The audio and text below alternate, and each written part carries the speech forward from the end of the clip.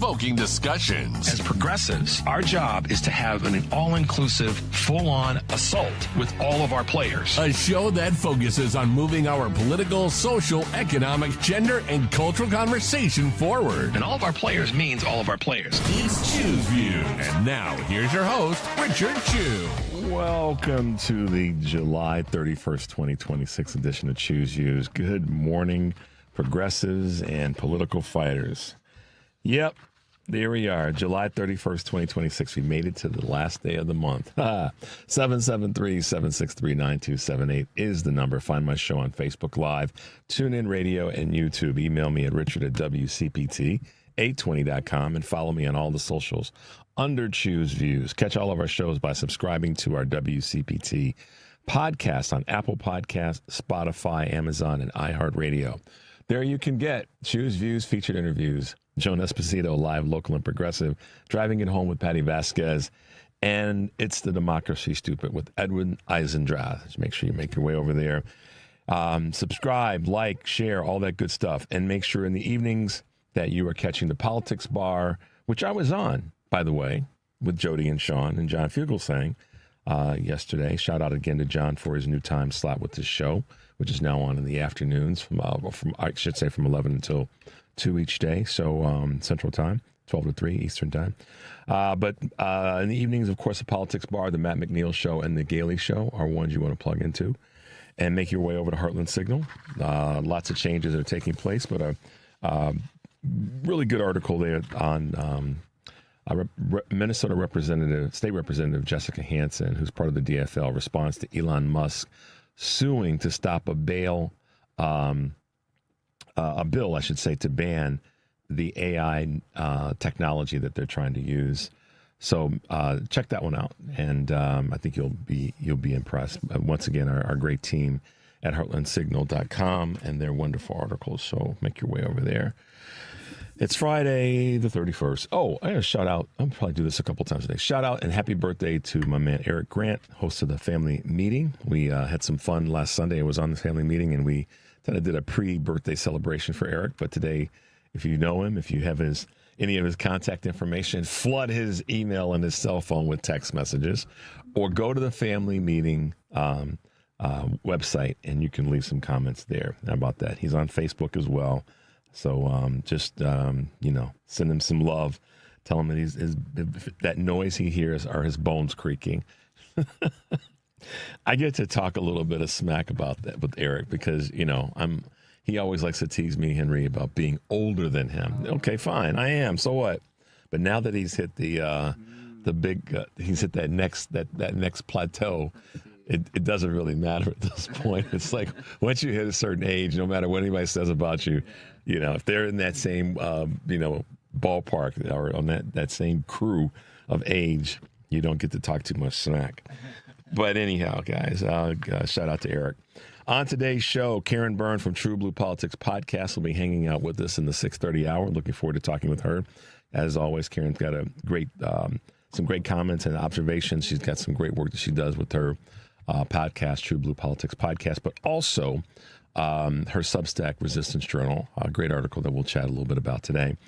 And in the 7 o'clock hour, another great voice in the podcast space and working on some campaigns is Amy McDonald, who is the host of the Foolish Optimist with Amy McDonald in the podcast, and she's now campaign manager for Democratic candidate Ashley Bell, who you guys know we had on earlier this week in North Carolina's 10th Congressional District. Professor Kevin Schultz will be with us in the 7:30 hour. Looking forward to talking to the doc. Haven't talked to him in a few weeks. He was a big part of us trying to present some 250 items to you guys. If you remember, we had a few weeks back-to-back where Professor Schultz was with us to talk about the history of the country, the 250-year anniversary. So he'll be back with us this morning in the 7:30 hour. And he's also the author of Why Everyone Hates White Liberals, including White Liberals. So that's our lineup today. Looking forward to chatting with them all. You guys can give us a shout if you get a chance, and we will answer your questions or get your comments on as we can. When Karen's on, we may take a couple of calls while Karen's on. She likes to do that. We have some fun with this, so there you go. And when we come back from our first break, I got a little bit surprise, if you will, about not surprise isn't the right word, but a little something that's informative about something to chew on. So you'll see what that's all about. But the question of the day is this, and this one just kind of with Professor Schultz being on and talking about history and things that have happened historically. Let's have some fun, or at least some observation with the question of the day, with Professor Schultz being on. And that is, what is your favorite or most memorable singing of the national anthem? Okay. What is your favorite or most memorable singing of the national anthem? I have, I guess I could say two, which I'll mention when I, we talk about it a little bit more. But let us know. I'm really curious. We got a lot of sporting events going on right now. We've got, concerts and all kinds of things taking place. Here in Chicago, Lollapalooza started yesterday, which is always a big event here. And we've got other, we've got WNBA, we got baseball, of course. Football is going to start ramping up. And, it's always the case when it comes to our sporting events or certain events where, they ask everybody to stand and while the singing of the national anthem takes place. So what is your favorite or most memorable singing of the national anthem? Curious what you guys, and it's funny because, talking about history, which was kind of the reason why I wanted to ask that question today. So we got a long history of them. It's been sung for a long time. And, yeah.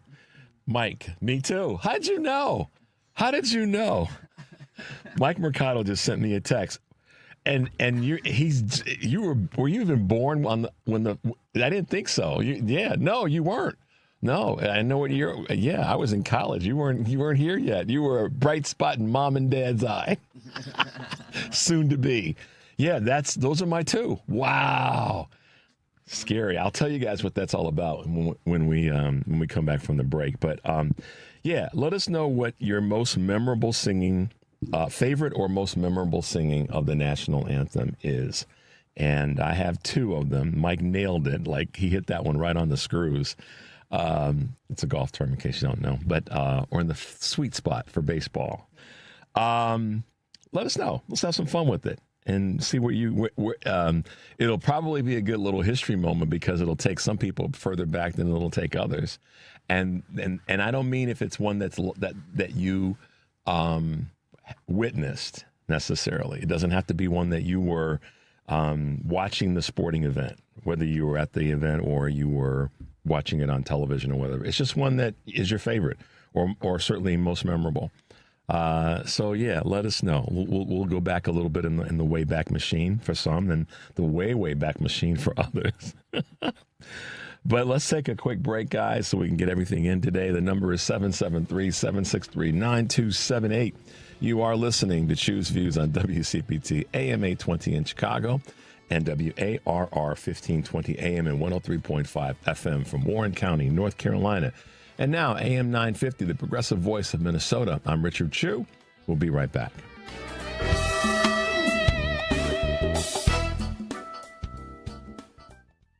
A message from Tia Mowry, actress and Fair Celebrity Ambassador. Game day isn't staged. It's lived. It's the shopping, the cooking, the laughter.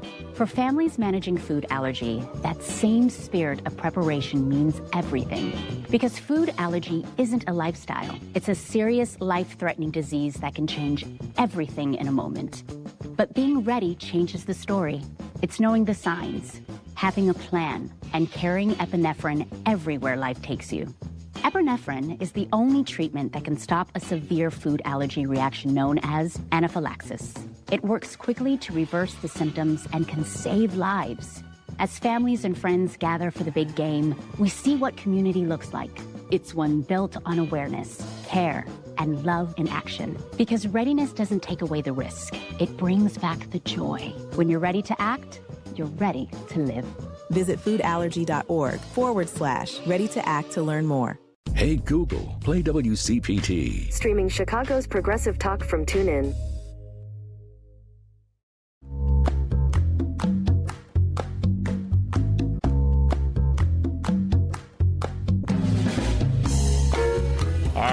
right, political fighters, welcome back to Choose Views on this Friday, July 31st, 2026. That means tomorrow is August 1st, if you can believe it.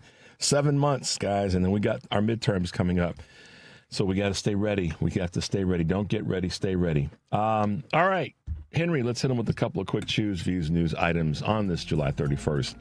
U.S. economic growth slows in this year's second quarter. It decelerated, falling short of estimates as net exports declined. Gross domestic product rose during the period at an annualized rate of 1.5%, federal data showing yesterday. Economists polled by the Wall Street Journal had predicted it would climb at an annualized rate of 1.8%. Meanwhile, consumer spending did increase at a rate of 3.2%, and business investment notched gains on demand for artificial intelligence.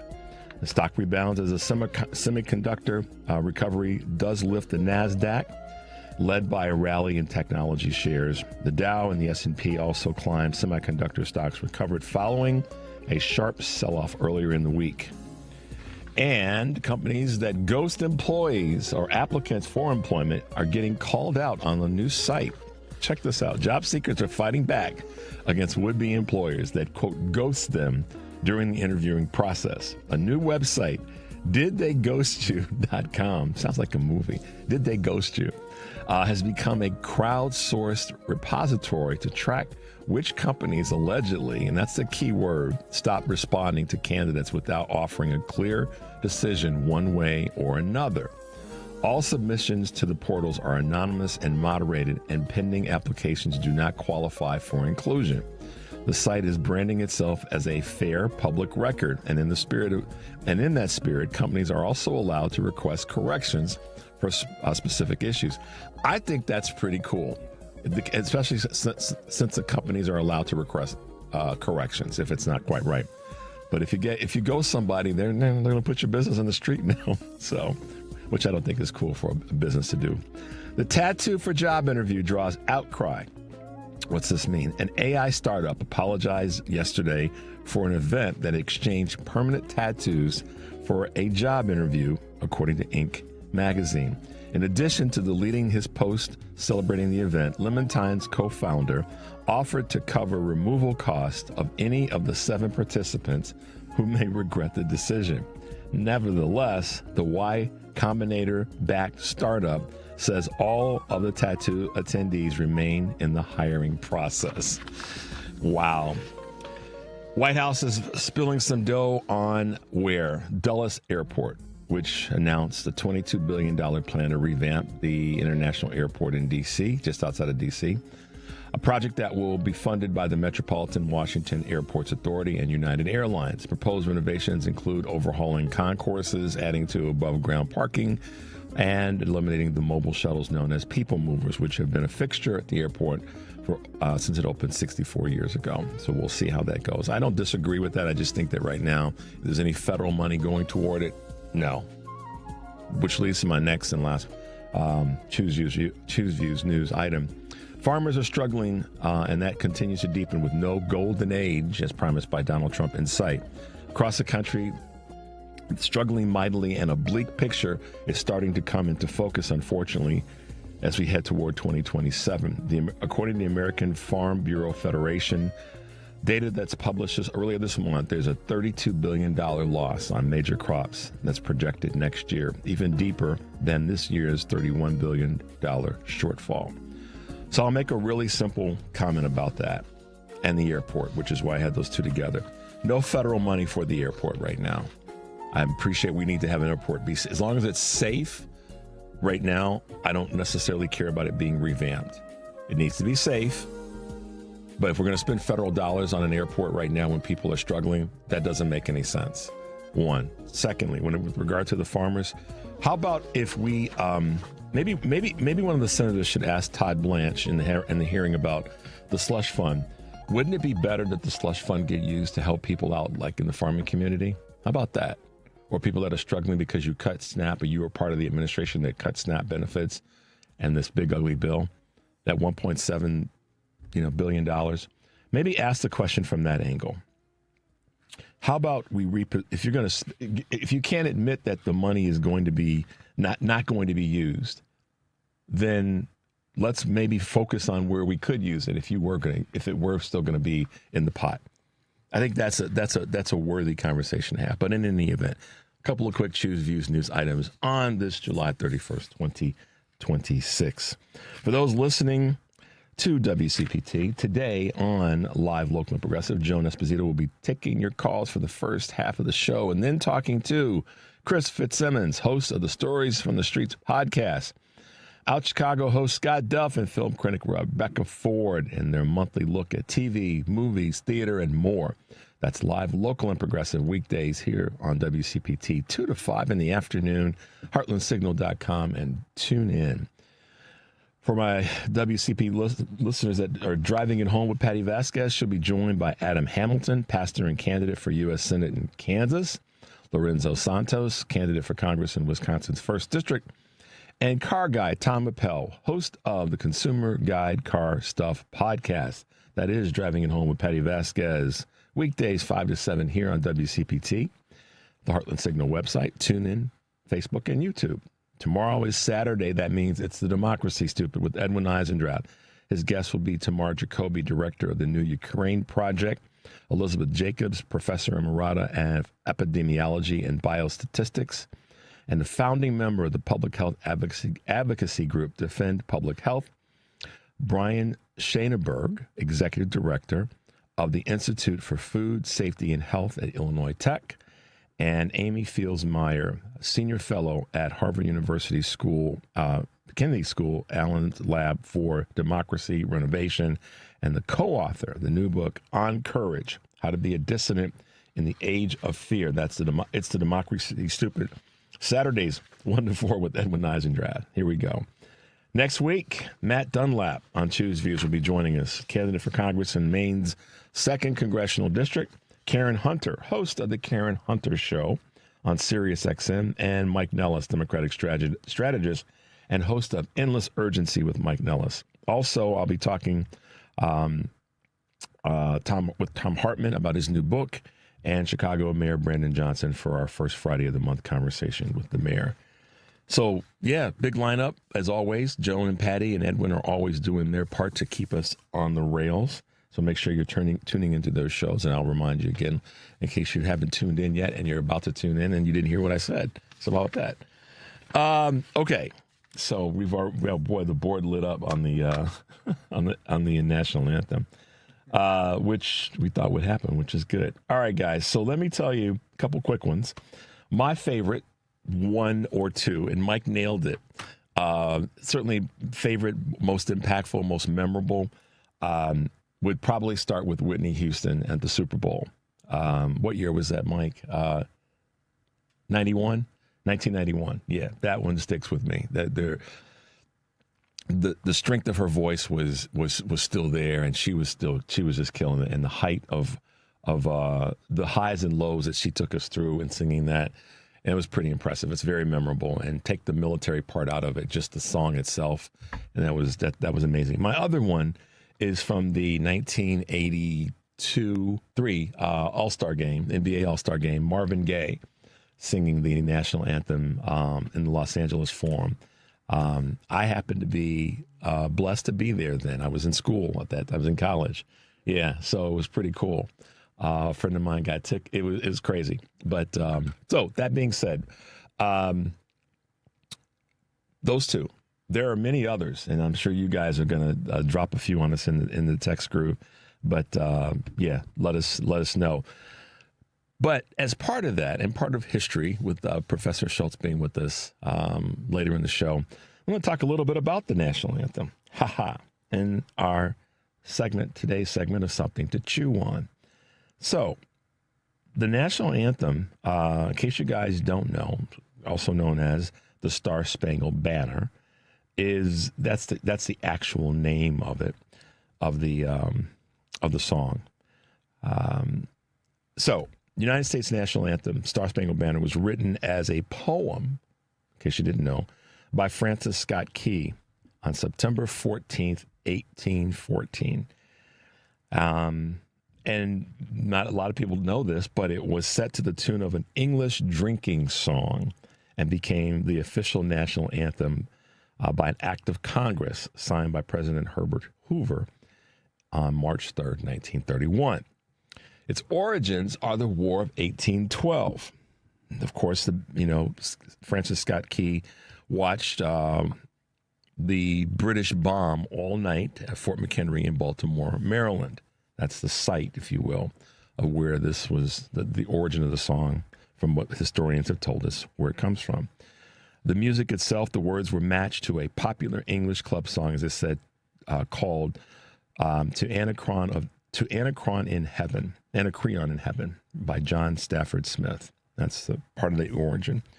The military recognition, the U.S. Navy and the Army began treating it as the official tune for events 1916. And of course, it became very popular as the thing that took place during the raising of the flag in many cases. So those are the positive sides of it, or the sides that we all know and that we tend to relish as the good side of it. The other side of it is that which is the controversial side. There's 4 original verses, one of which, the third verse, many people in recent years have called into question, called into controversy, because it's rarely sung. The third stanza includes lines such as, "No refuge could save the hireling and slave," which critics argue has racist overtones or glorifies, some might say, the pains of the past. And some historians have debated over that, whether folks who were enslaved referred to, if it was referring to people that were enslaved, or just the word slaving or hireling denoted British soldiers versus folks who were enslaved. But that being said, it does have an interesting history, and people who are historians have read into that in different ways. But that's a little bit of the history of the national anthem, or the Star Spangled Banner. And as you guys know, recent controversies around it were the kneeling and dissent that was presented to us by former NFL quarterback Colin Kaepernick. Rather than standing, he kneeled down, and as time went by, he was joined by a few other players. But that wasn't necessarily a protest to the national anthem itself. It was a protest to what took place, what had been taking place in terms of young black men, or black men at large, being overly harassed and over-policed by law enforcement. And so that's where that is linked to the national anthem. But a little bit of history, the good and the not so good. But at the end of the day, I did want to ask the question, what's your most memorable? What's your favorite? And mine two are Whitney Houston and Marvin Gaye. So there you go. Let's take a quick break, guys. The number is 773-763-9278. You're listening to Choose Views on WCPT AM 820 in Chicago and WARR 1520 AM, 103.5 FM in Warren County, North Carolina, and AM 950, the progressive voice of Minnesota. I'm Richard Chu. When we come back, we'll be hanging out with our good friend Karen Byrne. We'll be right back.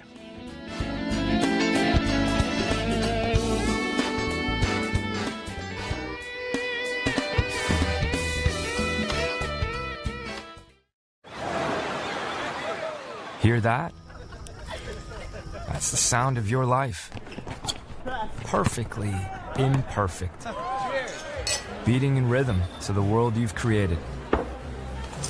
But every time you drive after drinking, the music gets drowned out.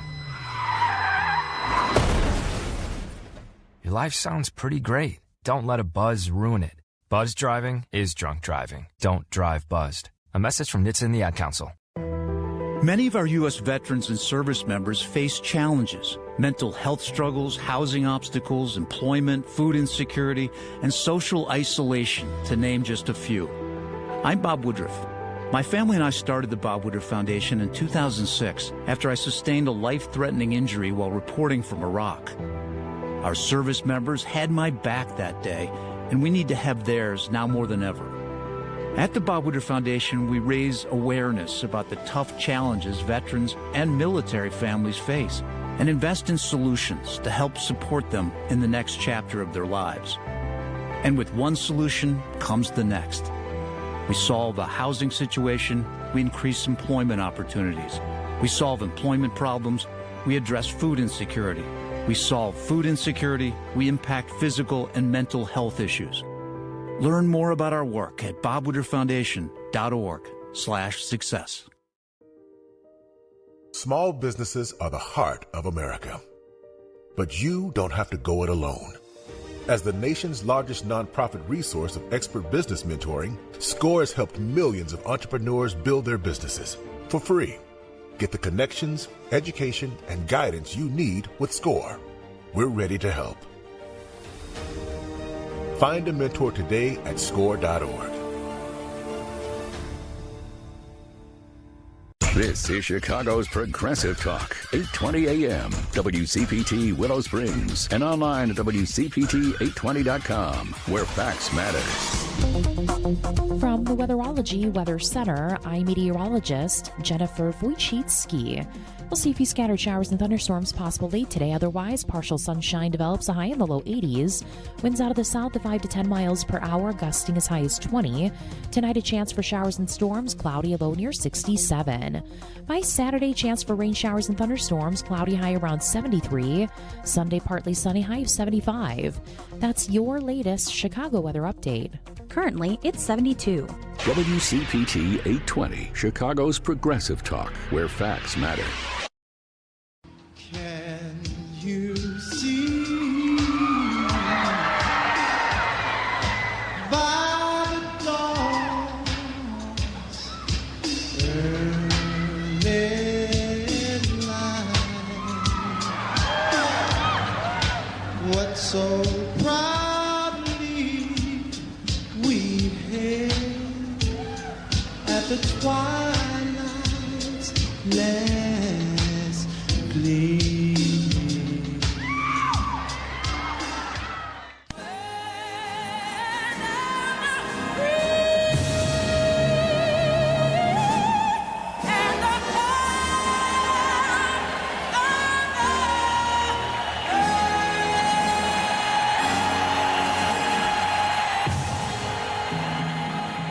There you go, guys. Marvin and Whitney. Wouldn't have been cool if they could have sung it together. Unfortunately, he died a year and 2 months later at the hands of his father. That was sad, on his birthday, in fact. But those are the two for my ears. I was telling Henry about Marvin's was just a spectacular use of the crowd and sort of an off the regular beat version, and a cappella. Just go at that, again, the heightened powers of his voice.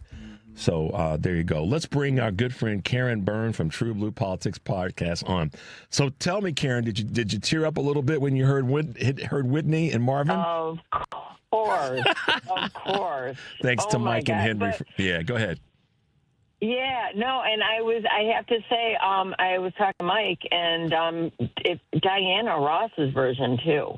She encouraged the audience to sing as well, with authority, and her voice, the tone of her voice, it was so haunting. Yeah. Her rendition of it, it's really beautiful. If you haven't heard it out there, listen, go look it up. But I have to be honest here. What? Lately, the national anthem just doesn't sing into me. Well, see, you know how I roll. I did that by design because of the historical perspective. Oh, of course. But go for it. I'm sorry. Of course. Yeah, no, of course. I totally get that. I'm just saying that, I have to be honest, for myself. It doesn't really speak to me. But, of course, the national anthem, lift every voice and sing. Mm-hmm. The people listen listen to these lyrics. Lift every voice and sing till earth and heaven ring.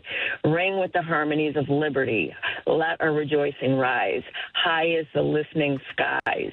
Let it resound long as the rolling sea. Sing a song full of the faith that the dark past has taught us.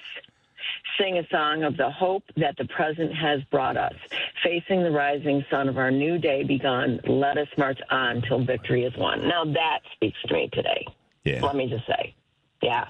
That is a forward-thinking, forward-feeling song about what our country is aspiring to be. More so than looking at, some, vaunted history. But yeah, history teaches us a lot. Yeah. So that was James Weldon Johnson. Just want to say for people out there. But yeah, so that, honestly, that actually speaks to me much more profoundly. Yeah. Now. Well, in terms of creating controversy, though, creating controversy in a way that is good and pushing the envelope, I got an interesting text. Jerome in Missouri said he always remembers Jose Feliciano's rendition of the national anthem at the 1968 World Series at Tiger Stadium. It caused a bit of blowback at the time. Can you imagine Jose Feliciano in the midst of the civil rights movement? Speaking an ethnic, Latino man singing the national anthem in Detroit in 1968. So and what had happened just months prior to that with Dr. King being assassinated, and so that kind of interesting time. Yes, indeed. Yes, indeed. Yeah, and if I recall Whitney's singing of it, was that the first time that the Jets flew over the Super Bowl? If am I right, Mike? Ooh. I think it was the first time that a military jets flew over the Super Bowl. Is it the Blue Angels that went over? Is that? Yeah, but that I think it's right. I could be wrong about that, but so there's an interesting history of the military and the emerging of the singing of the national anthem at sporting events. And I think that may have been when it all kicked in, because now here we are, and the controversy around Colin Kaepernick was that he was disrespecting the soldiers and disrespecting the military, when in fact that's not what it was. So and he even spoke with a friend of his in the military. He got some advice from a friend of his in the military, and he said, no, taking a knee would be respectful. And in some ways, even more respectful. Respectful. Yeah. Yes. A plea for humanity is what a lot of people were saying it was by taking a knee. It was when you kneel down, you are what's the word I'm looking for? You are yielding yourself to the thing that you are challenged by. So anyhow. Yeah. Yeah. There you go. How about that? Yeah. I like it. I love this topic. I'm glad that you brought it up. It really allowed for some reflection and kind of taking a little bit of a deeper dive into it. So now I'm going to be Googling that all day now, just different renditions of the national anthem. Typically I like it when it's kind of sung, just kind of straight. Like, I have to say, like, Christina Aguilera I love, but with all her runs on it and everything, it's just like, okay, girl, come on, let's go. Let's play some ball here. We want. Karen's like, come on, tip off, kickoff, I'm ready to go. Let's go. Came all this way. Go. We're ready for the main event here. Okay, by the time she was done, it's like, I ran to the bathroom while you were singing that. It's like, put some cookies in the oven. Sent out an order too. Walk the dog. Too funny. Come on now. Anyway. Yeah. Oh gosh.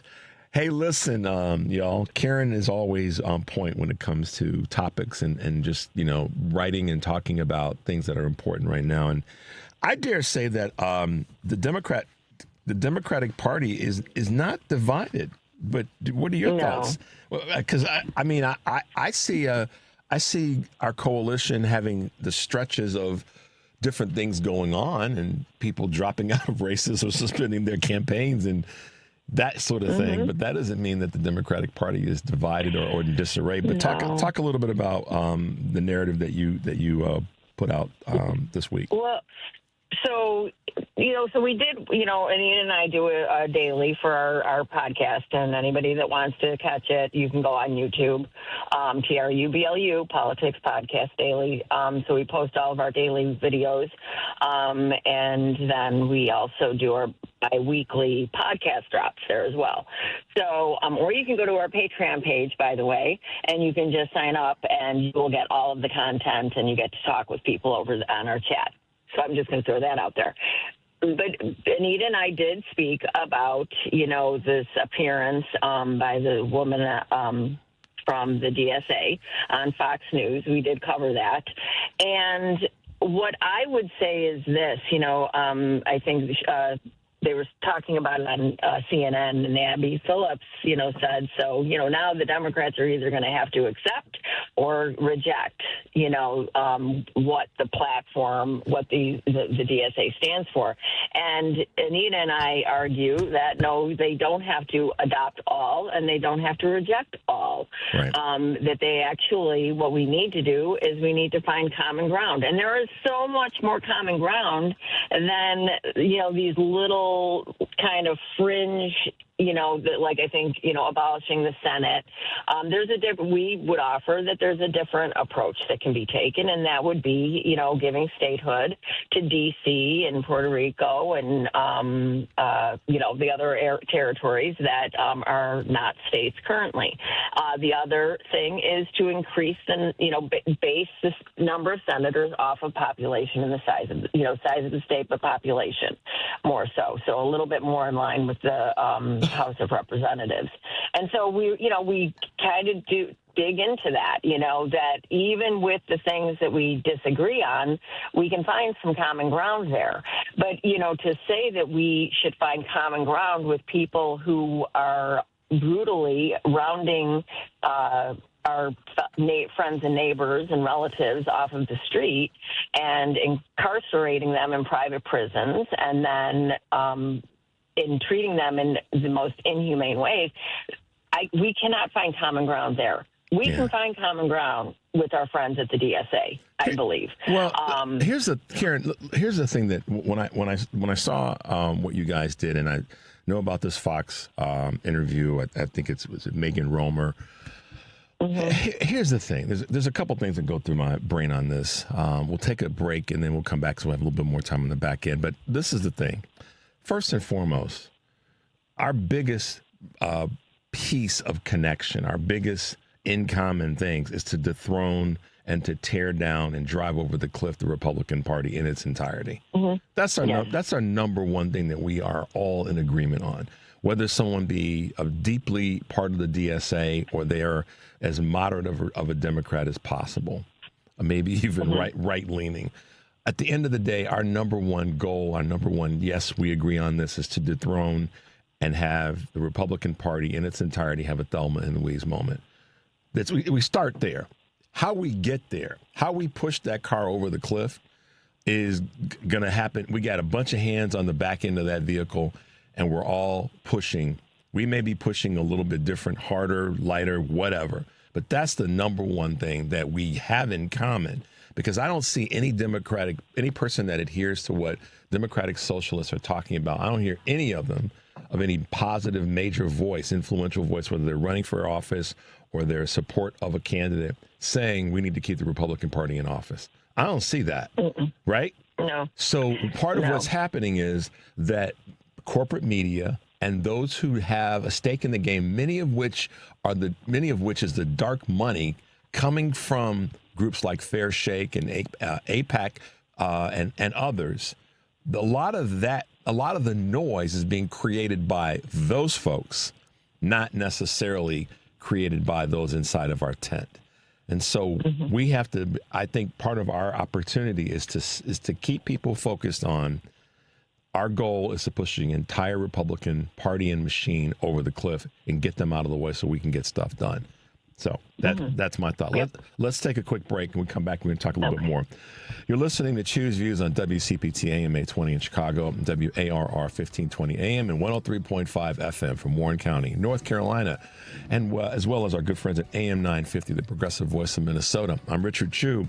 We're talking with our good friend Karen Byrne from TruBlu Politics podcast, and we'll be right back.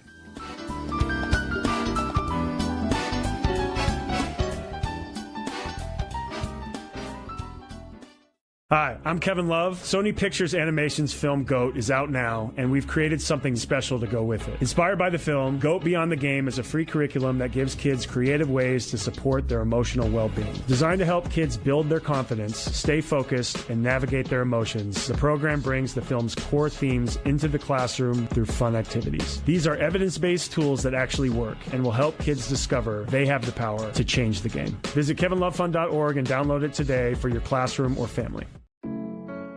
We're with Bridget, whose husband won't be home for months, and whose daughter is due any day. We're with Mike, who's leaving home to protect his family and yours. We're with all service members and their families who need community, connection, and maybe a bit of magic. Are you with them? Learn more at uso.org today. This is WCPT 820, where facts matter.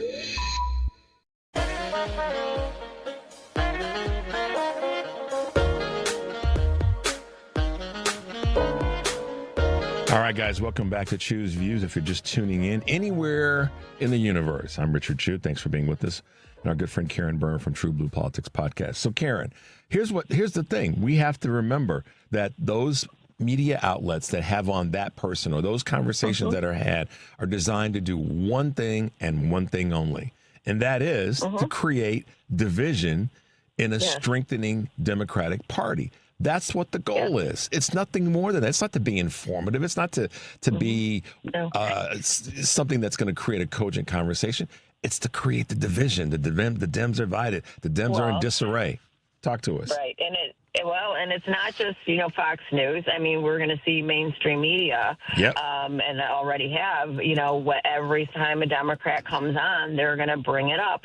And so I would urge that Democrats, the quote unquote establishment Democrats, if they're asked about it, then you speak to the strengths, the strengths of what DSA stands for and our core principles that we share, and say there are some other issues that we can have conversations on that we disagree with, but we can find common ground on, we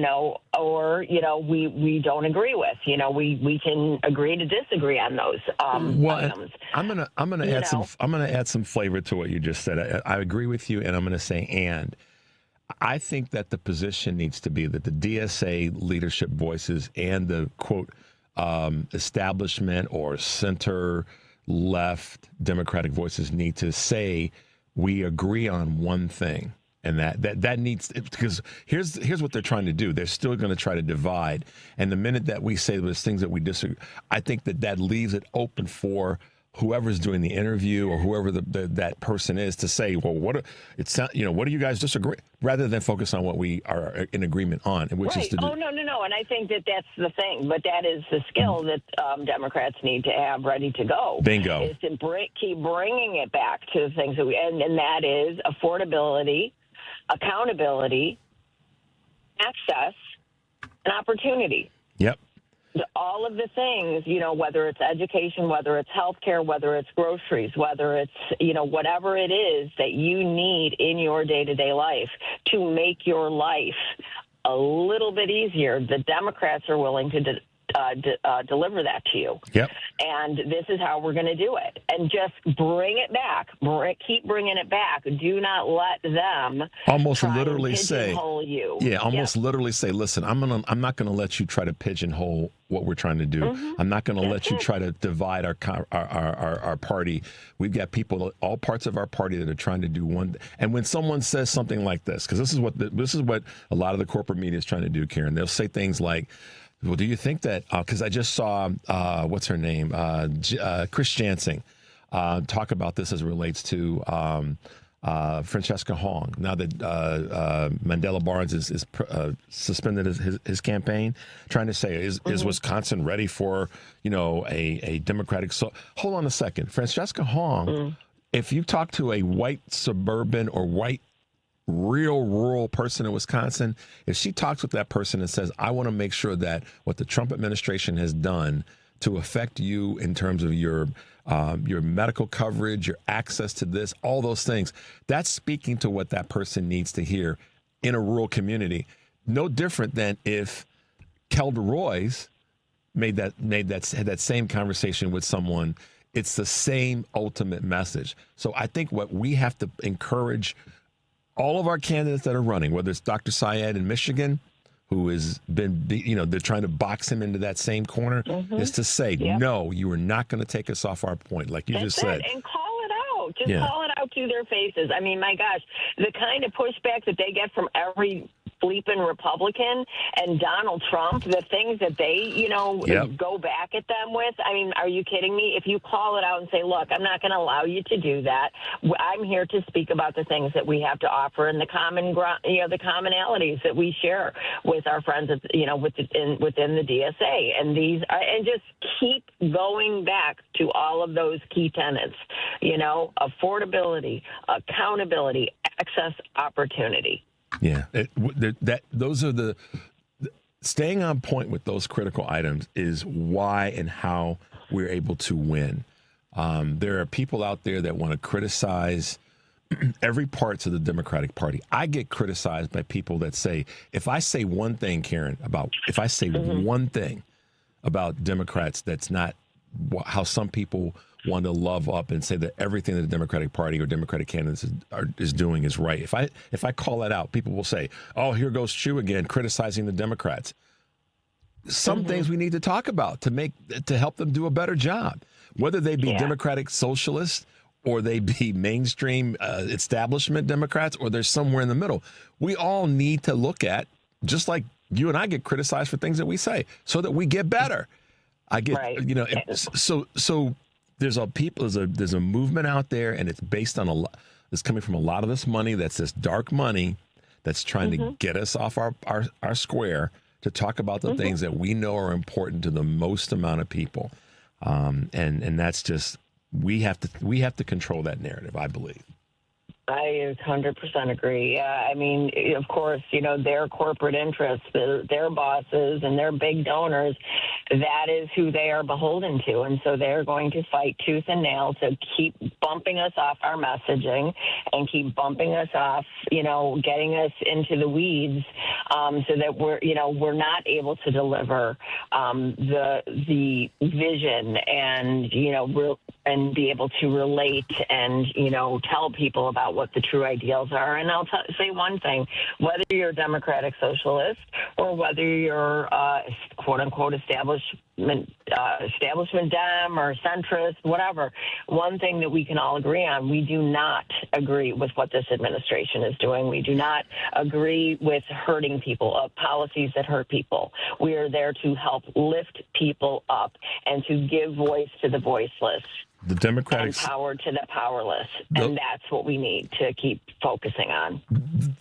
Wherever they fit on that continuum, they're not taking away prescription drug subsidies from people like Republicans are. They're not the folks who decided that going to war and then staying at war with Iran was the right thing to do. And there's people who may view things a little bit differently in terms of how that war is going, but the facts don't change. It's costing every American a lot more money. I talked about this last week. $825 per household is roughly what this war is costing Americans. So, Democratic socialists, Democratic, moderate, whatever, except if you're John Fetterman. Can you believe this fool, how he voted? No. I mean, just leave. Just leave. No. Just go. Just leave. Well, I think the voters are going to have something to say about him in the next time around. Yeah. But there's really good news, and this is another thing that we covered this week. CNN poll: voters favor Democrats by an 8-point margin heading into the midterms. And it's a good poll. It's one that was a little bit more far-reaching. So yeah, go ahead. Sorry, Karen. Yeah. No, that's okay. So more Americans say the country would be better off, 38%, then worse off, 33%, if Democrats were to take control of Congress this November. Yeah. So, we have a lot of momentum. Meanwhile, his numbers are slipping, both on Capitol Hill in terms of senators and House members of his own party, because they're all kind of stuck on which direction do we go now, because they're not really getting any leadership from the person that's the leader in their party. So his power on Capitol Hill is starting to to wane. And it's just, again, corporate media is not talking about it readily enough, as well as his overall ranking and rating when it comes to approval have hit record lows. They're in, Sean Smith said this yesterday, they're in Bush territory when Bush left office in 2008. Yeah. So, here we go. I mean, people know what they know, and they can feel what they're feeling. And every single one of us. I mean, I went to Costco yesterday, and normally I can get out of there, like $150. And I ended up, 250. Okay, I did get a couple bottles of wine. I'm gonna suss up. All right, I did. But if I take that away, Richard, it was about $50 or $75 more than I normally, walk out, and with the same amount of stuff, the same items. I always go for the same items. So I'm about $75 higher than I was 3 months ago. So there's that. Well, listen, we all know that pricing, there's no question that's up. $800, $850 is the number that I put together based on the two most impactful things right now, one of them being tariffs and the second being the Iran war that have happened since Trump came back in the office. They've impacted everybody. They've impacted every business. There's no business that has not been impacted by the tariffs particularly, and now the war, because every business has things delivered to them in some capacity. So the cost of the delivery is probably going up for many businesses, particularly if they're smaller businesses where you've got a local guy or gal that's got a small delivery business.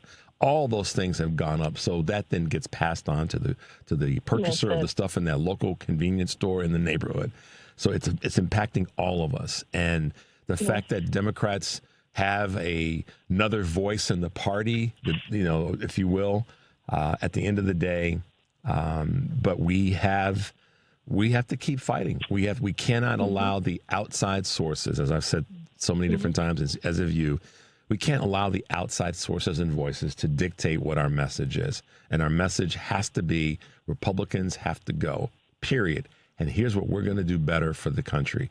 It's just, it's not complicated, Yeah, no. And just exercise that media muscle, Democrats, because the mainstream media is going to keep trying to do the Dems in disarray. So just keep bringing it back on message and stay on message and call it out. And call it out. Don't let them do it to you. Almost to the point, as we wrap up, when someone in mainstream media, corporate media, tries to do that, call them out for trying to do it, not correcting it. Say, listen, you've all been doing this for 10 years now. I'm going to call BS on it right in this moment. That kind of fervor. So, Absolutely. Anyway, well, thanks for having me on. Everybody, go check out our podcast. We just dropped an episode on Monday, Frangela Duo, otherwise known as Francis Callier, and Angela V. Shelton of the Detroit Sheltons. And we're going to be on with Jody and Sean today. That's right. Yeah. Cool. Yep. On the Politics Bar. We're very excited about that every week. Sounds good. So, thank you. All right, Karen. All right. Good Love to have you guys. Talk to you soon. Okay. Have a good one. You too. Right. Bye-bye. Bye-bye. Quick break, guys. 773-763-9278 is a number. You're listening to WCPT. Choose Views, Warren County, North Carolina, 1520 AM and 103.5 FM, as well as AM 950, the progressive voice of Minnesota. When we come back, we will be talking with another great voice, Amy McDonald, the Foolish Optimist. We'll be right back.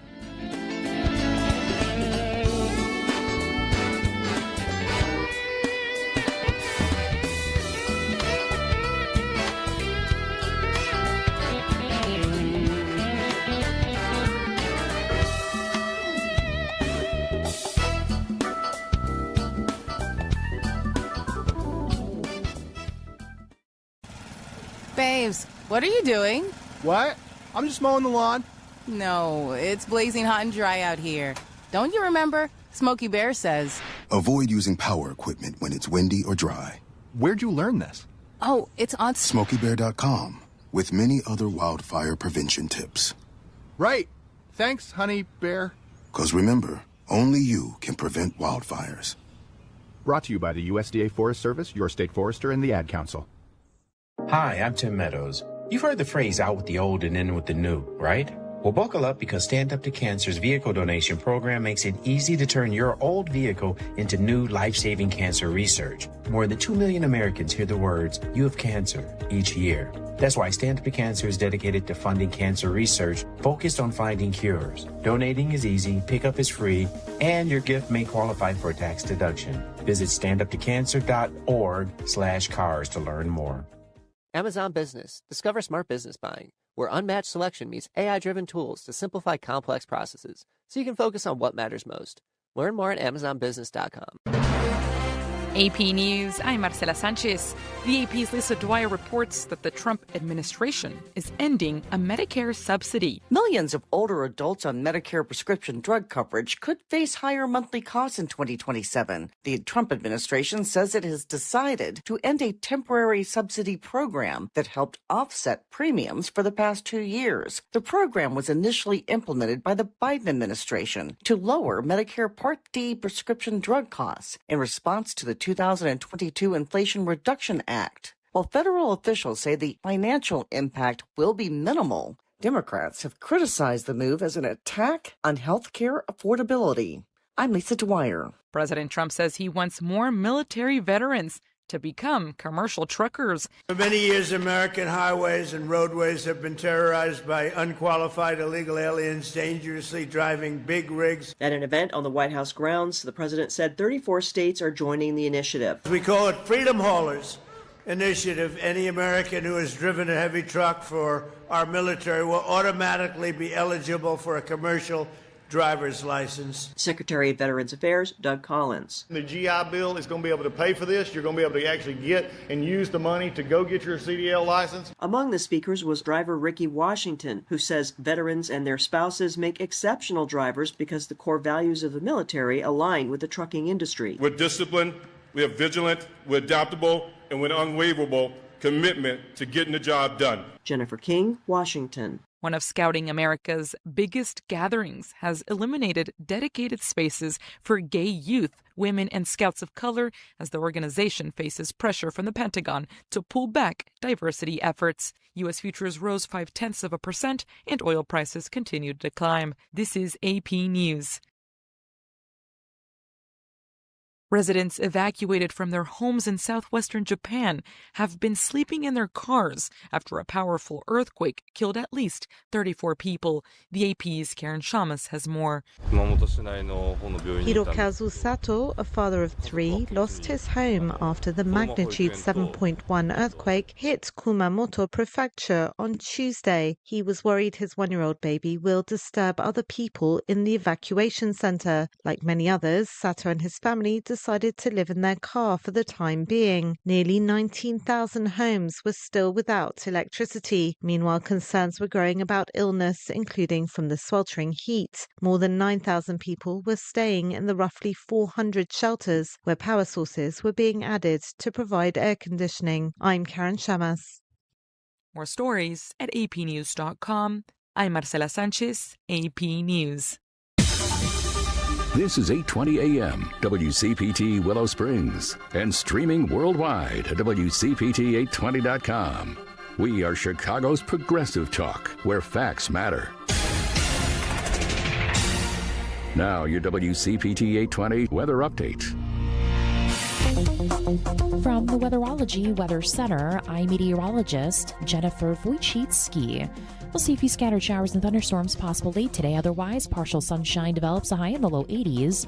Winds out of the south at 5 to 10 miles per hour, gusting as high as 20. Tonight, a chance for showers and storms, cloudy, a low near 67. By Saturday, chance for rain showers and thunderstorms, cloudy, high around 73. Sunday, partly sunny, high of 75. That's your latest Chicago weather update. Currently, it's 72. Everywhere you look, things are getting more expensive. But at Consumer Cellular, we're lowering the price for those 50 and up. Now you can get unlimited everything for just $35 a line. That's $35 a month for unlimited talk, text, and data. Switch to the carrier ranked #1 in network coverage and customer satisfaction and get unlimited everything for just $35 a month. Call 1-888-FREEDOM or visit Consumer Cellular online or in-store today. Price includes $5 credit for auto pay and e-billing. Taxes and fees apply. Data speeds reduced after 35 gigabytes. Rankings done by 2025 ACSI survey. Real talent is defined by what people can do, not where they learn to do it. So by stopping at the education section of a resume, you might throw away the perfect hire. Skills First Hiring helps you see talent others miss, like more than 70 million stars, skilled through alternative routes. Let their story unfold and gain a competitive advantage, because hiring managers who start with skills are 60% more likely to find a successful hire. Hire skills first. Learn why at tearthepaperceiling.org. Brought to you by Opportunity at Work and the Ad Council. You're listening to WCPT 820, because facts matter.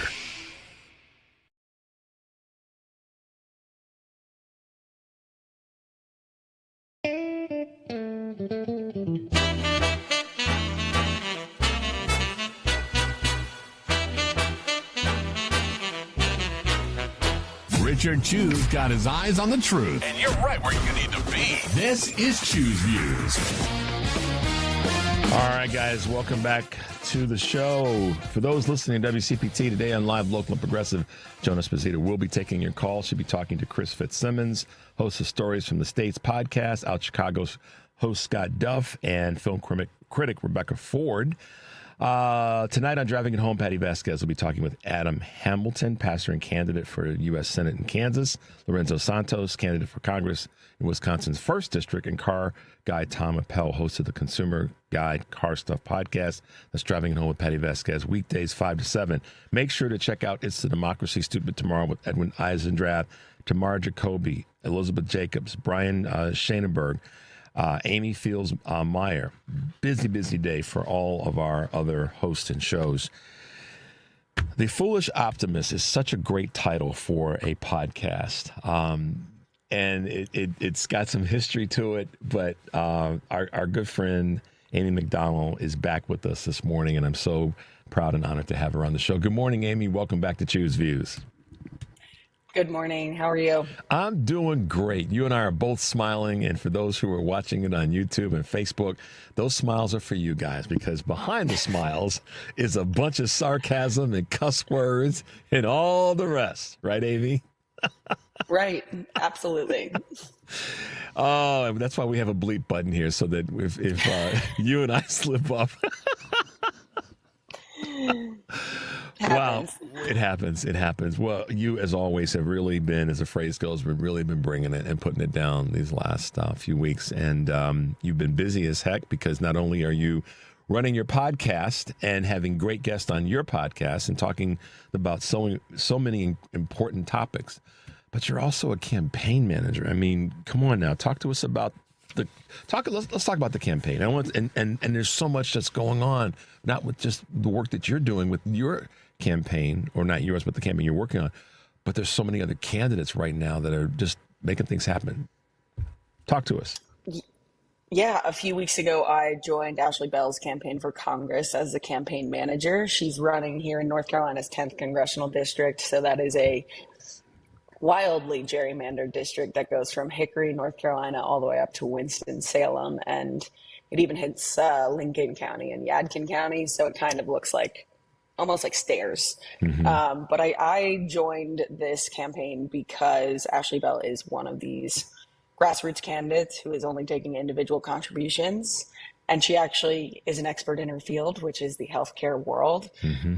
And she is another healthcare expert that is going to go to Congress and fight for Medicare for all, right? That's the long-term plan. And I think, as we come up on this Michigan primary and we're talking about people who want Medicare for all, having new blood in both the Senate and the House who are going to really battle it out for the American people to get health care. Not health insurance, guys, health care. There's a very big distinction.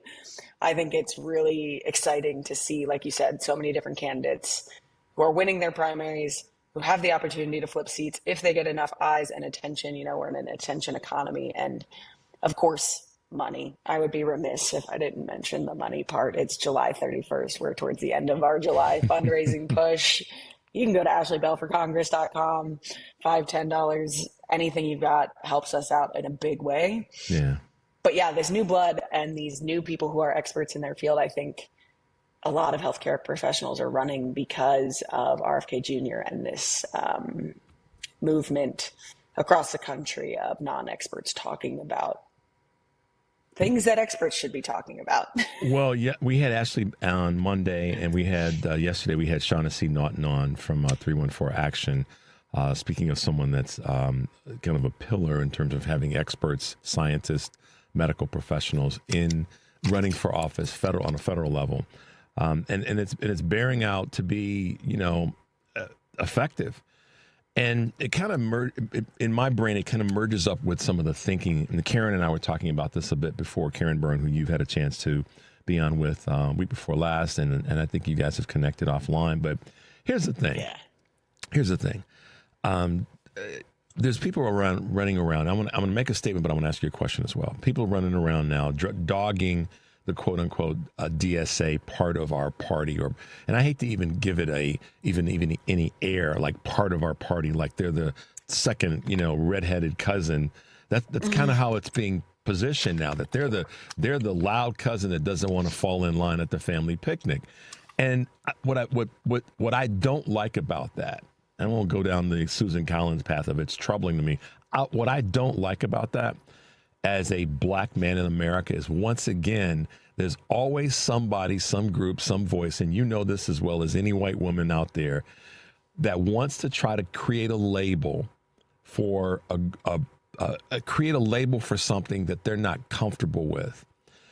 And in doing that, it then creates a division inside of the thing that's actually going to help the most amount of people. I said to Karen earlier, I think that every Democrat, wherever they are on the spectrum of political belief right now, when they're in front of a camera and they're talking to someone that tries to position us against each other, they should call the BS right there in the moment by literally saying, I know what you're trying to do. You're trying to divide us as a party because you're not comfortable with the fact that this entire movement of Democrats, irrespective of where we sit, wants to do one thing that you won't talk about, which is have the Republicans drive off a cliff because we no longer need them in power on any level.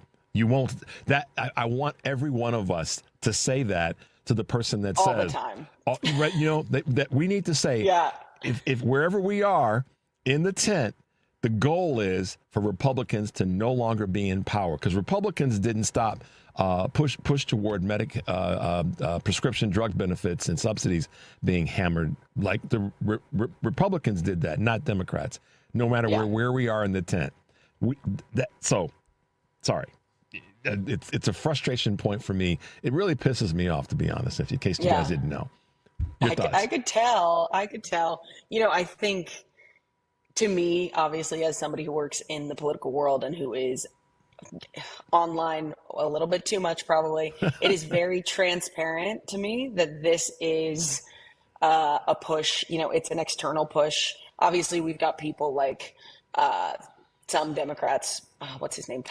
Sousa. Swazi. He said Swazi. I'm. It's all right.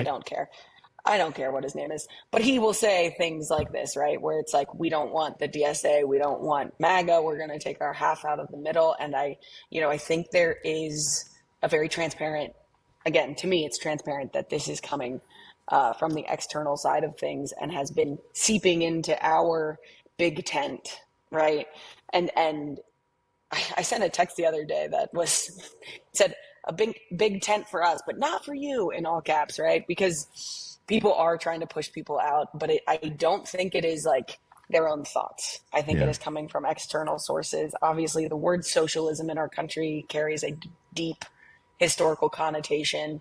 And when we talk about democratic socialism, and I want to make this abundantly clear, Ashley Bell, my candidate, is not running as a democratic socialist. She is just running as a true progressive, which I think we've forgotten a little bit what that looks like. Isn't that the truth, Amy? It's like all of a sudden that progressive is getting pushed aside, and that just goes to show that it's outside interests that are driving that narrative. Because of why? Right. Just think about basic physics and energy. There's always an opposite side to that push, and where is it coming from?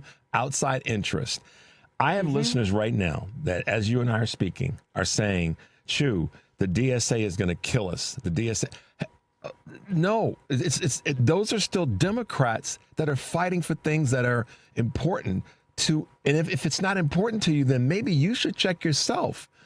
And there are people that are trying to say that the DSA is in bed with AIPAC. And now, listen, this is exactly what the outside voices want us to be doing, is to having this internal fight and pushing away the progressive message. It's so perfect for the Republican Party, right? And this is what the Republicans and MAGA have done for not just the last 10 years, for decades. They're very good at infiltrating, at messaging. They've done this. This has been a part of their plan for over 45 years to weasel their way in and just start dropping little crumbs of conversations. And, you know, when we talk about this really big tent, we have opened our arms to former Republicans, to centrists, and it has to be the same on the opposite side, right? We're still in primary season. If DSA candidates are getting the most votes in primary season, that is because that's the type of Democrat that district wants. Right. And but this is also why Michigan's primary is so scary to the Democratic establishment, because if Abdul Sayed wins, if he wins, it means it's not just New York, it's not just California, and it has statewide appeal. And that's scary. One of the biggest groups that he's been appealing to, and listen, y'all, because there's a couple of areas that historically our country goes to as sort of their go-to areas to try to tear somebody down. They go into the area of race. They go into this person's a socialist or a communist. There's a playbook that the country has used forever when you don't line up in the middle where we want you to be. That's just how it's been. Amy, we got to take a break. I hate to do this to you, but we're going to take a quick break, come back. But I want to pick up on that, what you were saying about how this playbook just keeps repeating itself at a time when voters in a certain community are saying, this is who we want. 773-763-9278. It's the number. You're listening to Choose Views on WCPT, AM 820 in Chicago, and WARR 1520 AM and 103.5 FM from Warren County, North Carolina, and AM 950, the progressive voice of Minnesota. I'm Richard Chu. We're talking with Amy McDonald, the Foolish Optimist, and we'll be right back.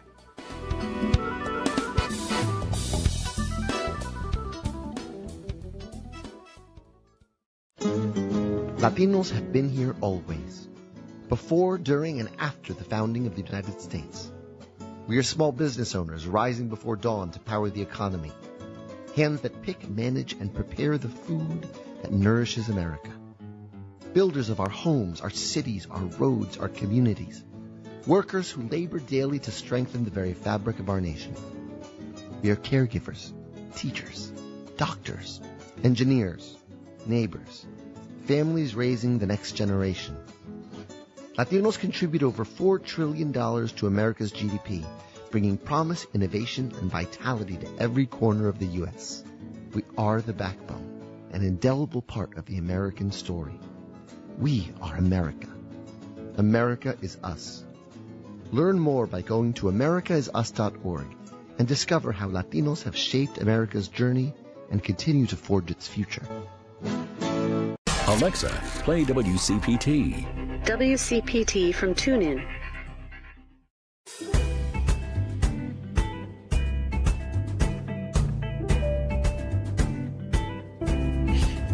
All right, guys, welcome back to Choose Views. If you're just tuning in, I'm Richard Chu, and we're talking with Amy McDonald, host of the podcast, The Foolish Optimist, and campaign manager right now for, why did I just draw a blank on her name, Ashley Bell in North Carolina. So, Amy, take the baton on this one. If white rural voters in Michigan who are been deemed as the ones that would not find it appealing for someone that's a Muslim man, quote unquote Democratic Socialist, if they're voting for him, that scares the hell out of the quote unquote other voters, the quote unquote establishment, because that means that his message is working to a crowd of people that everybody says wouldn't be appealing, would not find him appealing. Am I making any sense? Help me with that one.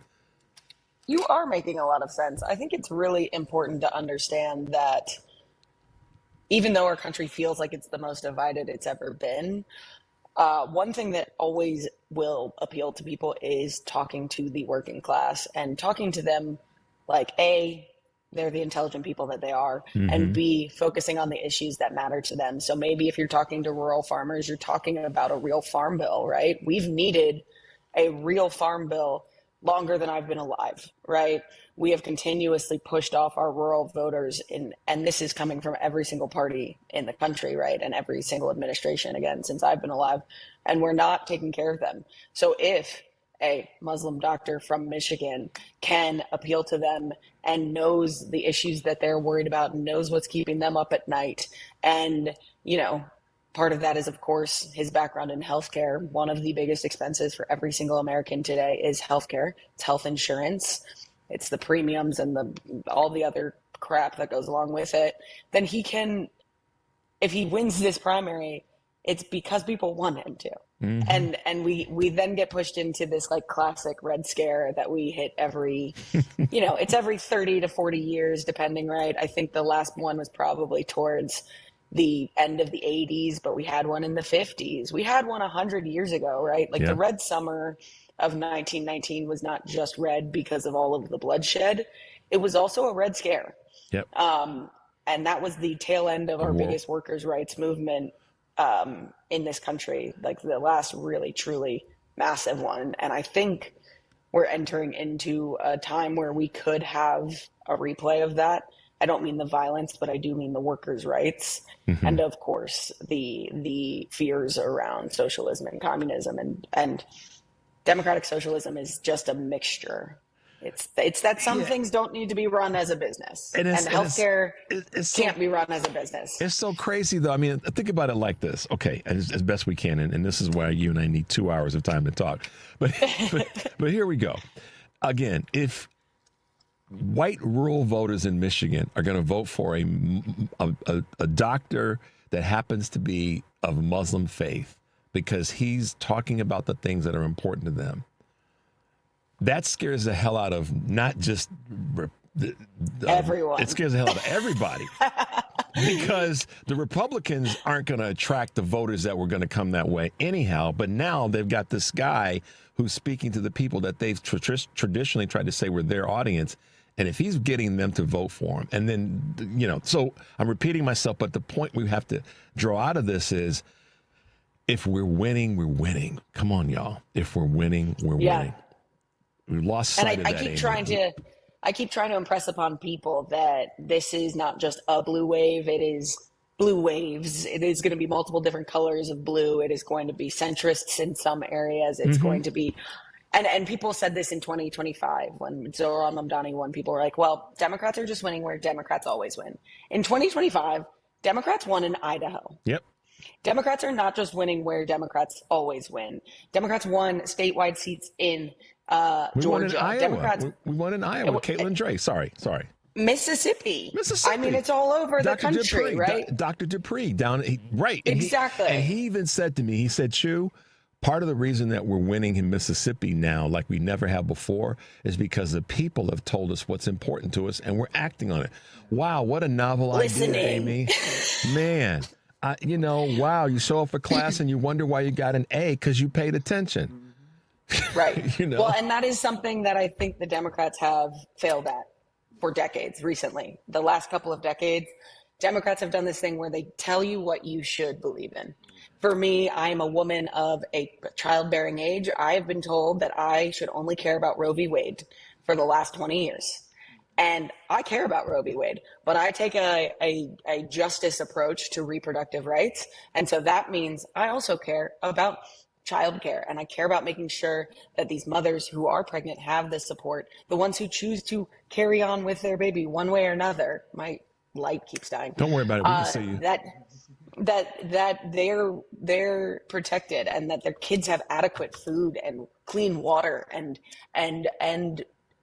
these parents who do choose to have a lot of children, they have the childcare that they need, and that to me is one of the things that the Democrats have done really, really poorly, right? And I know my friends who are children of immigrants. They're like, well, I get pushed all of we're raising money on immigration, and of course, none of us are like this. We are not. This is approach that is just like one issue, and that's it.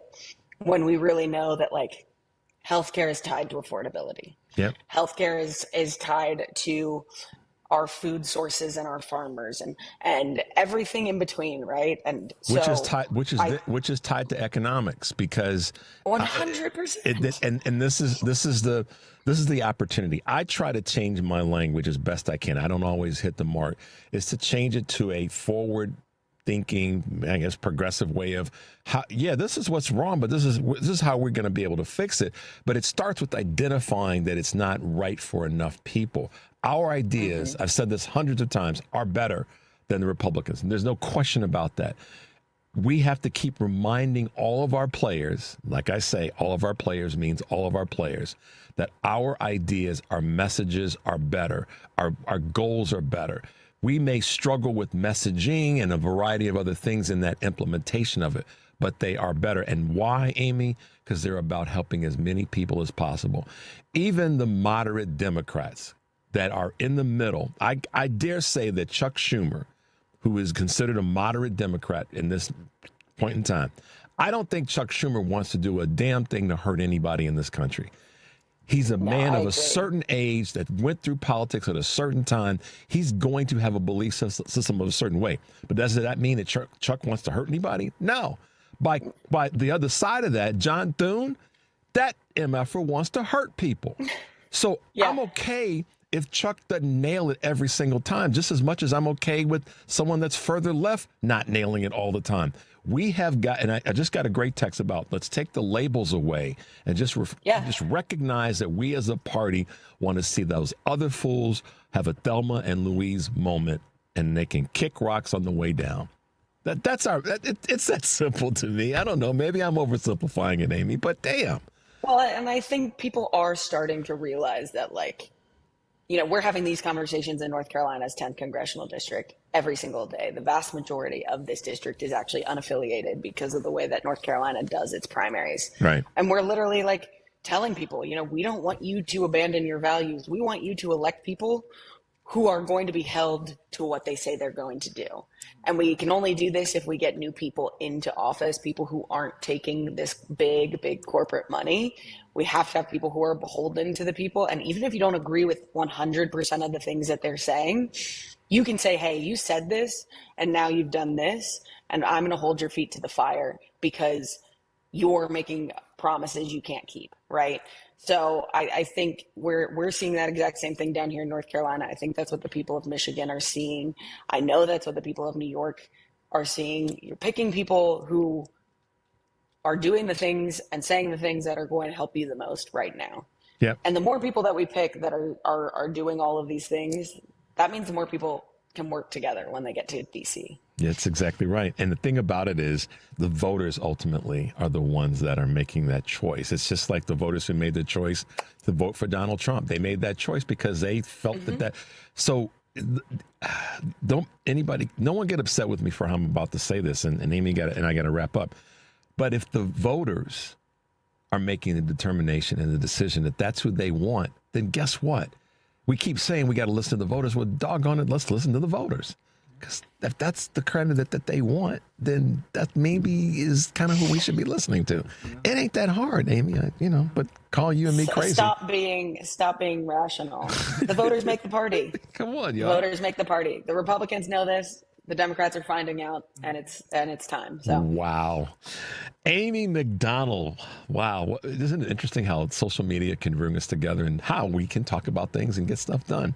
She is the host of the Foolish. I like to use that word, Foolish Optimist, but she's nobody's fool. Amy, thanks for hanging out with us. Good luck with the campaign. We'll see you again in a couple weeks. Sound good? Thank you. All right. Have a great Friday. You too. Have a good weekend. You're listening to Choose Views on WCPT AM 820 in Chicago and WARR 1520 AM and 103.5 FM. Where? Down in North Carolina and AM 950, the progressive voice of Minnesota. I'm Richard Chu. When we come back, it's Professor time. Kevin Schultz will be with us. We'll be right back.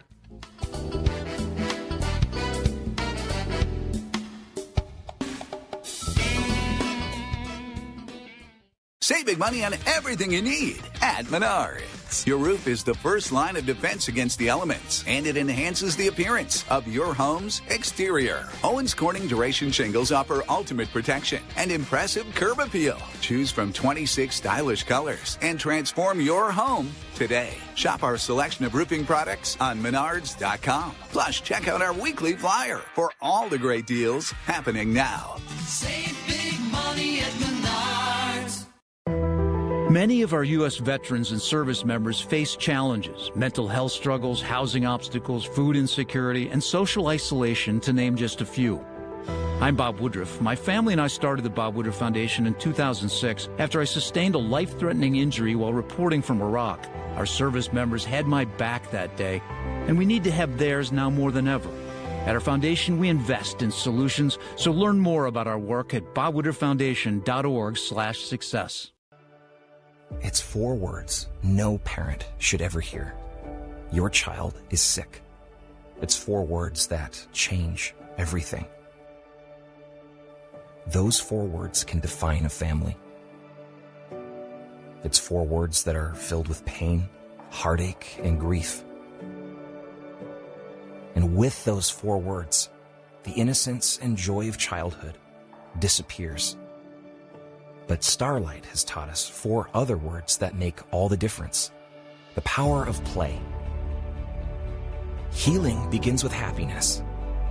That's why Starlight Children's Foundation delivers happiness through gaming, toy deliveries, and more to 3 million kids at more than 700 hospitals across the country to deliver happiness when it matters most. Learn more at starlight.org. This is Chicago's Progressive Talk, 820 AM, WCPT Willow Springs, and online at WCPT820.com, where facts matter. From the Weatherology Weather Center, I'm meteorologist Jennifer Wojcicki. We'll see a few scattered showers and thunderstorms possible late today. Otherwise, partial sunshine develops, a high in the low 80s. Winds out of the south at 5 to 10 miles per hour, gusting as high as 20. Tonight, a chance for showers and storms, cloudy, a low near 67. By Saturday, chance for rain showers and thunderstorms, cloudy, high around 73. Sunday, partly sunny, high of 75. That's your latest Chicago weather update. Currently, it's 71. Chicago's Progressive Talk, WCPT 820, where facts matter.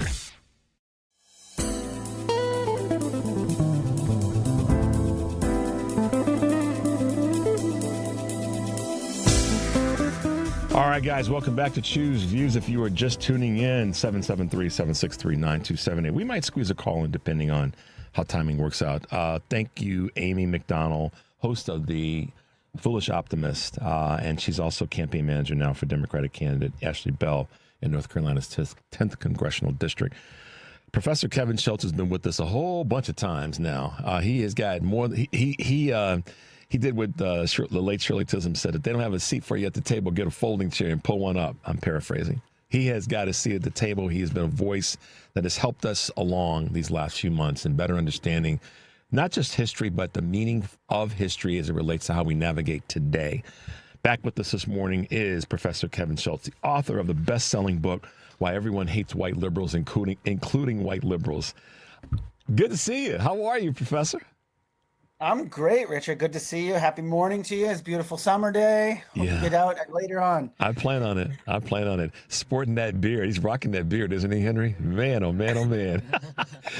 So listen. Got to do something to make myself look distinguished. Well, I love that GQ cover of GQ picture that you have that you post on the screen before you came on. I was like, Doc is going to be the next GQ model in the near days to come.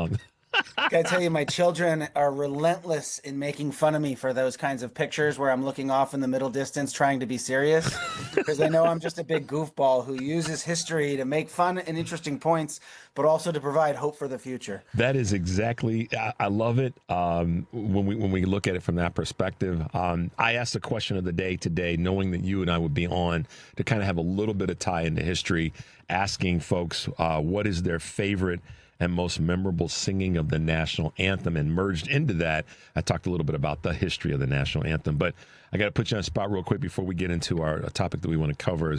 what is your most memorable or favorite singing of the national anthem?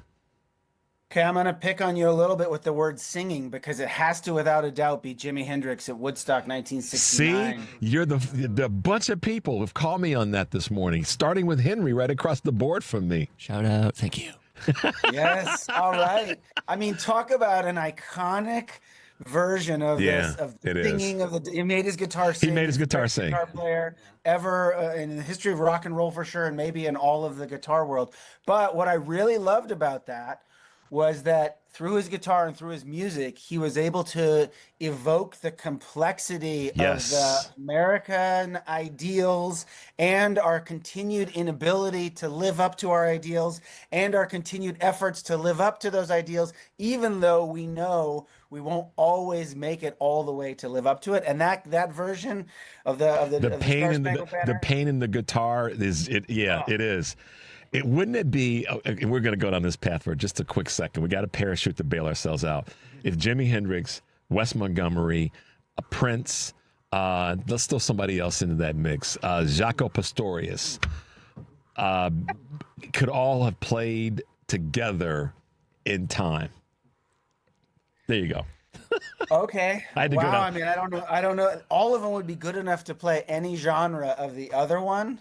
But they all epitomized their own sort of moment in time. Yep. Okay, so I love music and I love sort of the history of rock and roll, and we can follow the history of rock and roll coming from black jazz all the way up the Mississippi to St. Louis, and we get to Memphis, and we end up here in Chicago where we are, and we can watch the evolution. And in some ways, by you bringing forward these three voices, they're not really voices, they're the guitar singing the voices, I guess. We can actually chart the history of sort of black struggle in American life and how that black struggle has been so integral to American history and the American past. It's so true. This is the reason that, listen, y'all, pay attention to history, because if you this is the one of the beauties and one of the superpowers of Professor Schultz. You could drop pretty much anything in his lap on a topic, and he will be able to string you back to something historical and then string you forward. I shouldn't say string. He will be able to bring you back and then bring you forward, because in the context of what you're just talking about, I don't want to use the word string. Professor Schultz, let's pivot to something that I thought would be interesting to talk with you about. And it's a fascinating concept. It's a fascinating area to discuss. And many folks don't know about it. But I wanted to talk with you about this thing known as the Overton window and how that is such an integral part of where we are right now in our political conversations and our social conversations, economic and all the rest, but also how it has woven itself into or been woven into historical conversation. Talk to us. Yeah, I love this concept of the Overton window, and I use it all the time, and I assume people know what it is, and then, my wife looks at me and says, Kevin, no one knows what you're talking about right now. So it's this incredibly useful concept. So it's actually quite simple to explain. The Overton window is basically just the window or a spectrum of live possibilities that are acceptable in any given time. In your family, that could be, I want to go on a 3-month-long vacation to tour Europe. Well, that's not possible within our possibilities. But I want to go on a camping trip up to Michigan or something like that. Okay, that is fitting into the window of possibility. So the Overton window is usually referred to as political ideas, not necessarily your family vacation, but political ideas that are possible in the current context of the times. So what's possible today? And then how can we shift that window over time? When do certain ideas that seemed impossible 2 decades ago now become possible? And how does that happen? So the story, the history, I'm a history guy. So the history of the Overton window, the idea of it is actually a fascinating example of how some ideas have terrible origins, but they can be incredibly useful concepts that can be used by both sides of the political equation. So Joseph Overton, who is the namesake of the Overton window, he was a young guy. He died at 43 in a plane crash. So he's a young guy in Michigan who in the 1990s was sort of a lawyer, and he ran this think tank, the Mackinac Public Policy Institute, which was this right-wing libertarian think tank up in Michigan. He has this whole history in working for Dow Chemicals. Yep. And Dow Chemicals actually has this really interesting long history of saying things like, wow, public policy and public opinion is really against us. How can we come up with tools that will market our ideas better to public opinion? So the think tanks surrounding DuPont that were funded by DuPont actually gave us the phrase free enterprise, Yep. right? So the concept of free enterprise was dying. The Great Depression had happened in the 1920s and into the 1930s. It looked like capitalism, especially free market capitalism, was on the ropes. So they had to come up with a way to market free market capitalism. So they had all of these thinkers, especially funded by the DuPont Institute and other corporate titans of the time in the 1940s and 50s, come up with these ideas. And free market capitalism was one of the phrases that has become sort of the calling card of the modern right wing. Well, another one of these think tank ideas was the Overton window. So Joseph Overton, this guy, he's a libertarian. He works for this think tank, and he says, what is the role of think tanks? What we should do is look at what is acceptable right now in the political world, what is possible what is it within, I call it the spectrum of possibilities. And think tanks, especially right-wing think tanks, should start promoting a whole bunch of ideas that are outside that window. And by putting them in the public sphere, by normalizing these ideas, we can move the window of possibilities so that our politicians can then introduce laws and make public policy that will move the country to the right. So after he died in his plane crash in the 1990s, the guy who kind of replaced him at Mackinac, one of his colleagues, a guy named Joseph Lehman, called this the Overton window. What is this political spectrum of possibilities, and how can we move that so that we can enact laws? Now, a historian like me, I go back through time and I look at some of the transformative laws and I watch how things that were inconceivable at a certain time became conceivable. So to take one that is friendly to the listeners of our progressive radio channel here, look at women's suffrage, women having the right to vote, right? Throughout much of the 19th century and in the 18th century, in parts of the United States, that was deemed as inconceivable. It was something no politician would ever run on, no state would ever run on. But it took women hundreds of years, 100 years, and all sorts of public policy papers and all sorts of protests. And slowly more and more Americans began to think the idea was acceptable, so that in 1920, we finally get a constitutional amendment, the 19th Amendment, that allows women the right to vote. So this is how an idea moved from being outside the Overton window to inside the Overton window.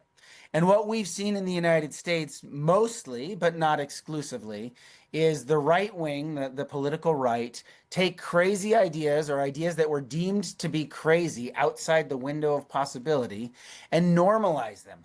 Tax cuts on the rich became normalized through Reaganomics in the 1980s with language like I talked about earlier, free market enterprise, talking about how this was double taxation and unfair taxation on wealth, things like that. And that became a normal concept. So one of the things that I study is how ideas start off as extreme ideas.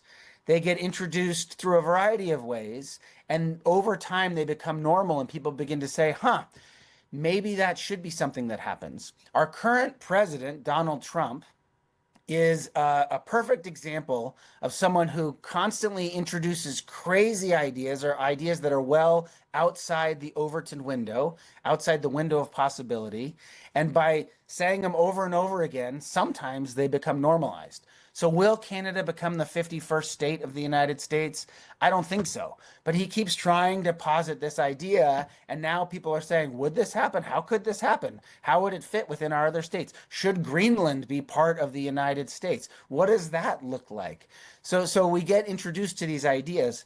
There are other ways ideas become normalized and become acceptable and go from being outside the Overton window of possibility to inside, and that is the formation of real-world crises. Yep. The Great Depression, for instance, made a welfare state possible.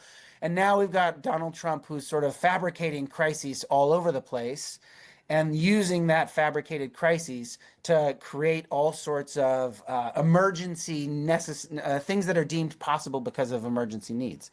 So I've been toying with the idea of the Overton window and how it's changed our politics, how it's made us, more susceptible to certain things, more vulnerable to certain ideas.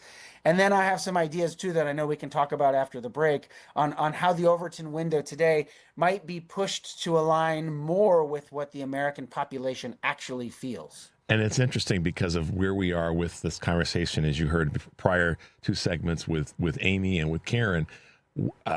The conversation around the DSA versus, the other part of the Democratic Party. This is in that space. So I did this by design because I knew you were going to have some perspective. Let's take a quick break, as you said. The number is 773-763-9278. You're listening to Choose Views on WCPT AM 820 in Chicago and WARR 1520 AM 103.5 FM from Warren County, North Carolina, and AM 950, the progressive voice of Minnesota. I am Richard Chu. This is Choose Views, but we are talking to Professor Kevin Schultz, and we'll be right back.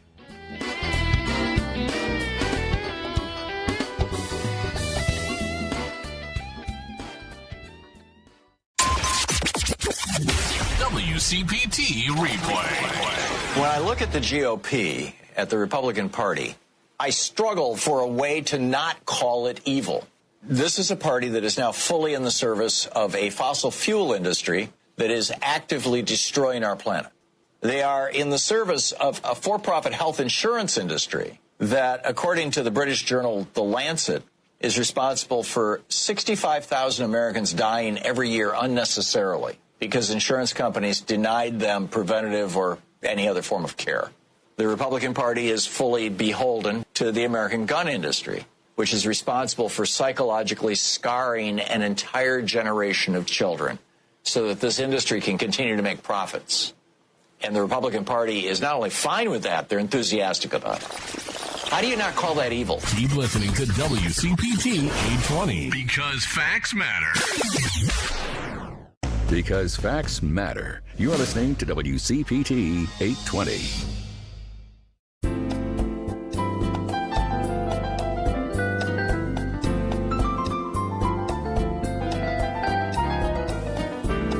All right, guys, welcome back to Choose Views. We are with Kevin Schultz, professor of history at the University of Illinois Chicago and the author of the best-selling book, Why Everyone Hates White Liberals, Including White Liberals. I'll tell you a quick story.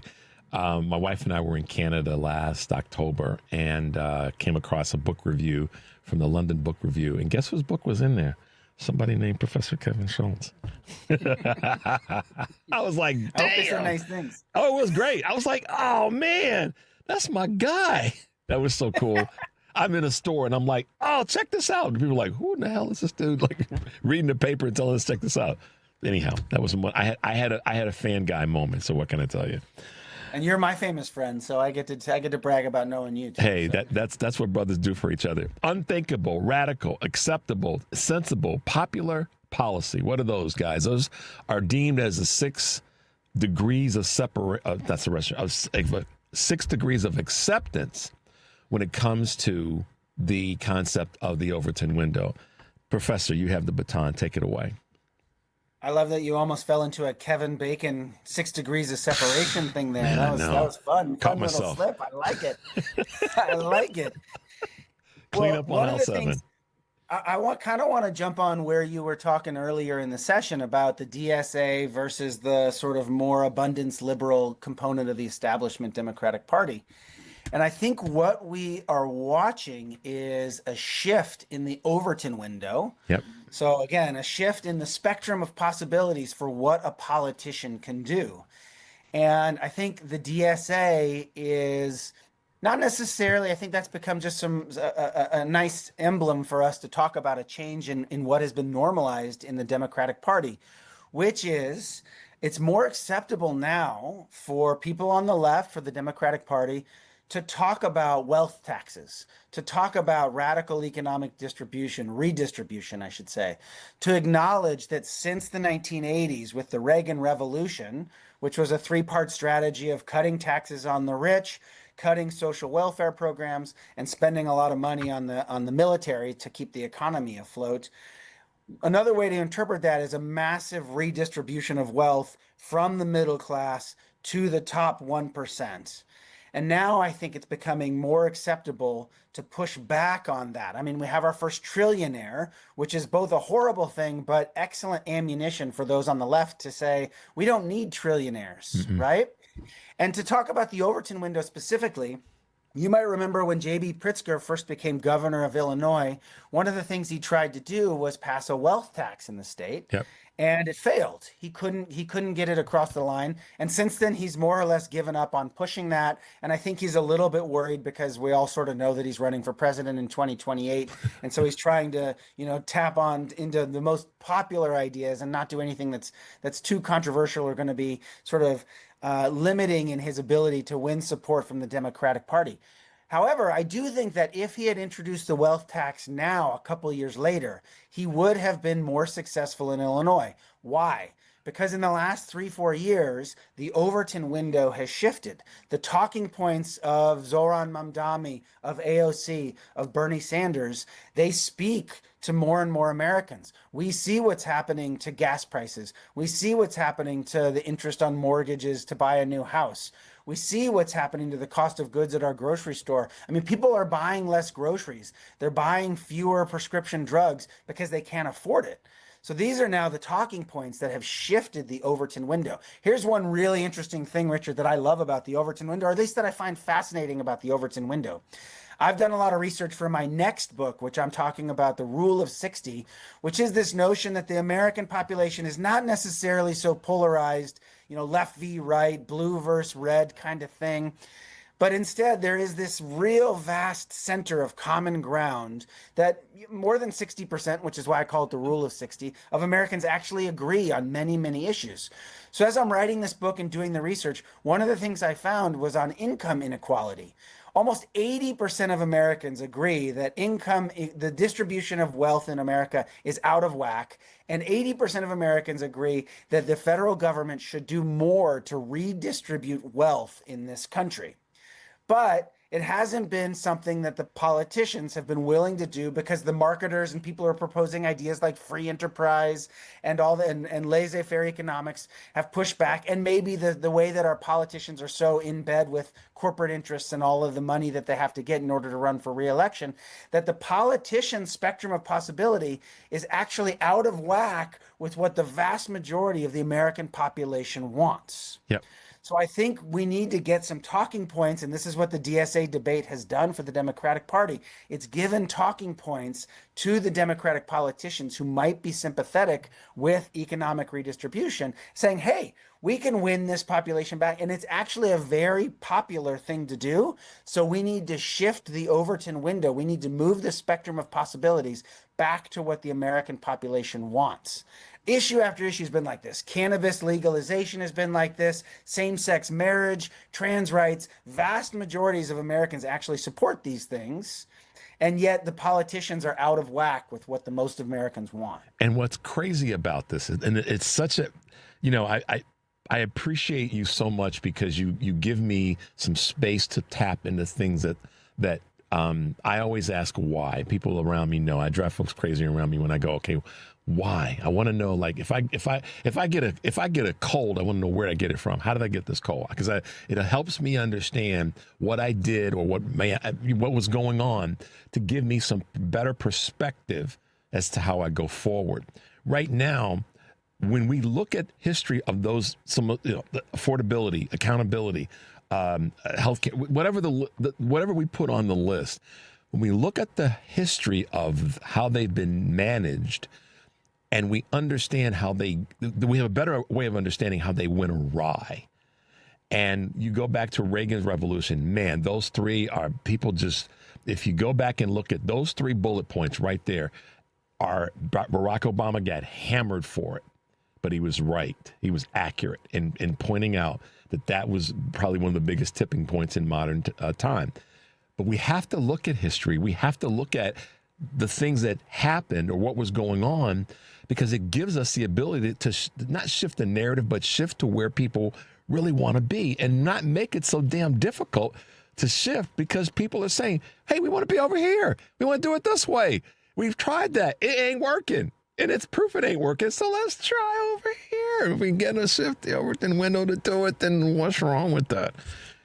And folks, if they listen, and that's why I think so many people who are winning races in these state races and some of the federal office races, they're winning because they literally are doing one very simple thing. They're listening to people's shift or desire to shift to something different, something that hopefully is better. I could be crazy, Doc, but I think that, well, that's the reason I wanted to ask you to talk about the Overton window today. And the other thing to think about is who or why are the politicians out of whack with American popular opinion? Now, I'm not saying politicians need to do everything that the American public wants, because the American public has done some pretty horrible things. Yeah. And, slavery would have pulled pretty well probably back in the early 1800s.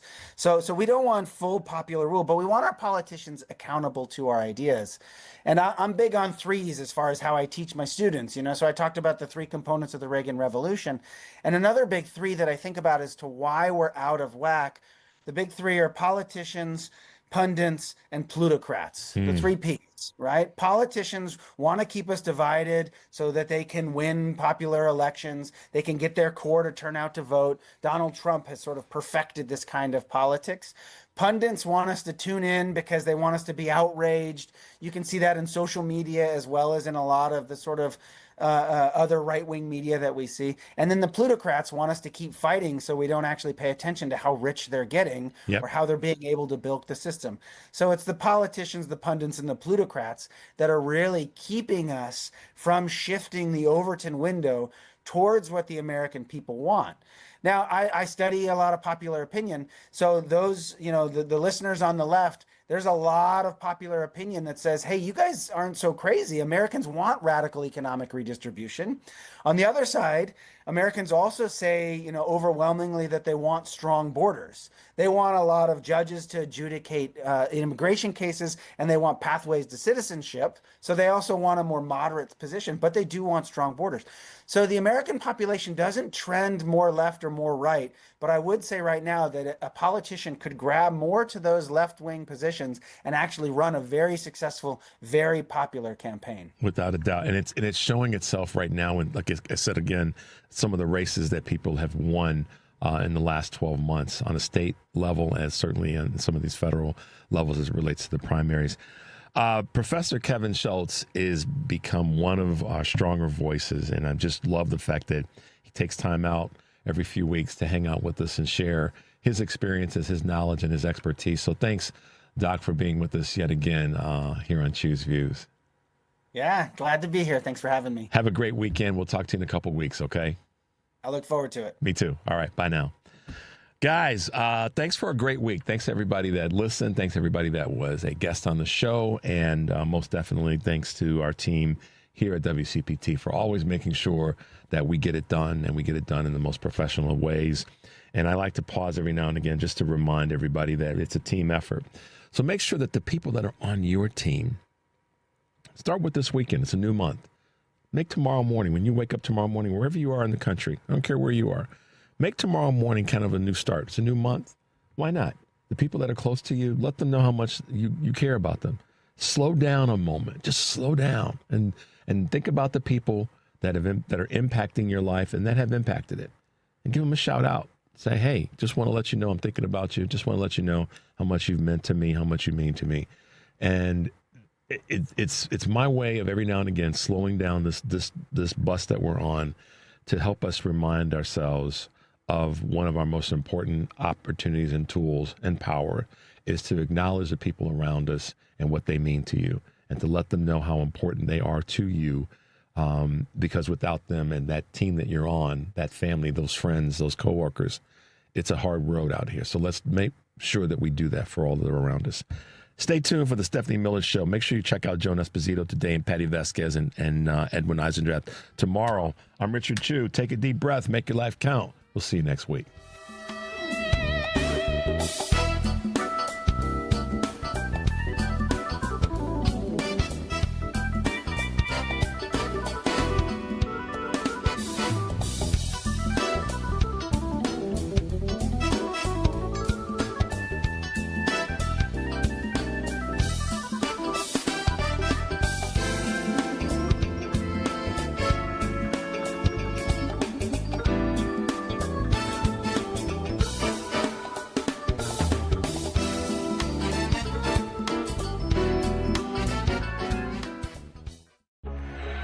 Hi, I'm Kevin Love. People see the NBA career, the championship ring, but what they don't always see is the anxiety or the moments I felt completely lost. That's why Sony Pictures Animation's film GOAT means so much to me. It's about Will Harris, a small goat who believes in himself and proves you don't have to be the biggest to be a champion. Everyone's always told me smalls can't ball. I'm too blessed to be stressed. Everything I need to succeed is right here. Through the Kevin Love Fund, we've created GOAT Beyond the Game, a completely free curriculum for teachers, coaches, parents, and youth programs. 4 lessons designed for kids K through 8 that cover everything from managing anger to building resilience to believing in yourself when the world doubts you. These are evidence-based tools that actually work and will help kids discover that they have the power to change the game. Go to kevinlovefund.org right now and download GOAT Beyond the Game for free.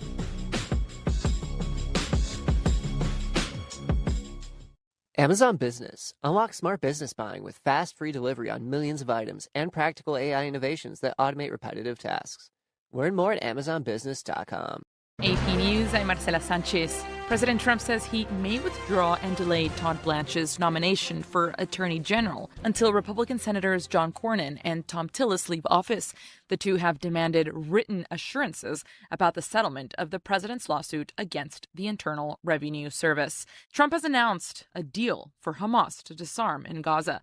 The AP's Mike Kempen has more. The president has announced a deal on social media, saying it will be carried out in structured phases. Trump says Hamas will disarm and Israel will withdraw its forces from Gaza. But many hurdles and conditions remain to wind down the war. Neither Hamas nor Israel has given any indication that a deal has been reached. The U.S.-backed ceasefire was reached 9 months ago, but negotiations between Israel and Hamas have deadlocked over the implementation of its second phase, including the disarmament of Hamas and the reconstruction of Gaza. Mike Kempen, Washington. Trump is taking today's cabinet meeting on the road to the Camp David presidential retreat in Maryland. It'll be the first cabinet meeting at Camp David in Trump's second term. Millions of older adults on Medicare prescription drug coverage could face higher monthly costs in 2027 after the Trump administration ended a temporary subsidy program that's helped offset premiums for the past 2 years. The program was implemented by the Biden administration to lower Medicare Part D prescription drug costs in response to the effects of the 2022 Inflation Reduction Act. Suda's president says some 60,000 migrants have entered the Spanish territory from Morocco in the past 24 hours. This man, Salad, crossed the border. He spoke to the AP. We don't have good medicine, and we don't have a good teachers, and it's a bad life. At least 34 migrants have died in the process. This is AP News.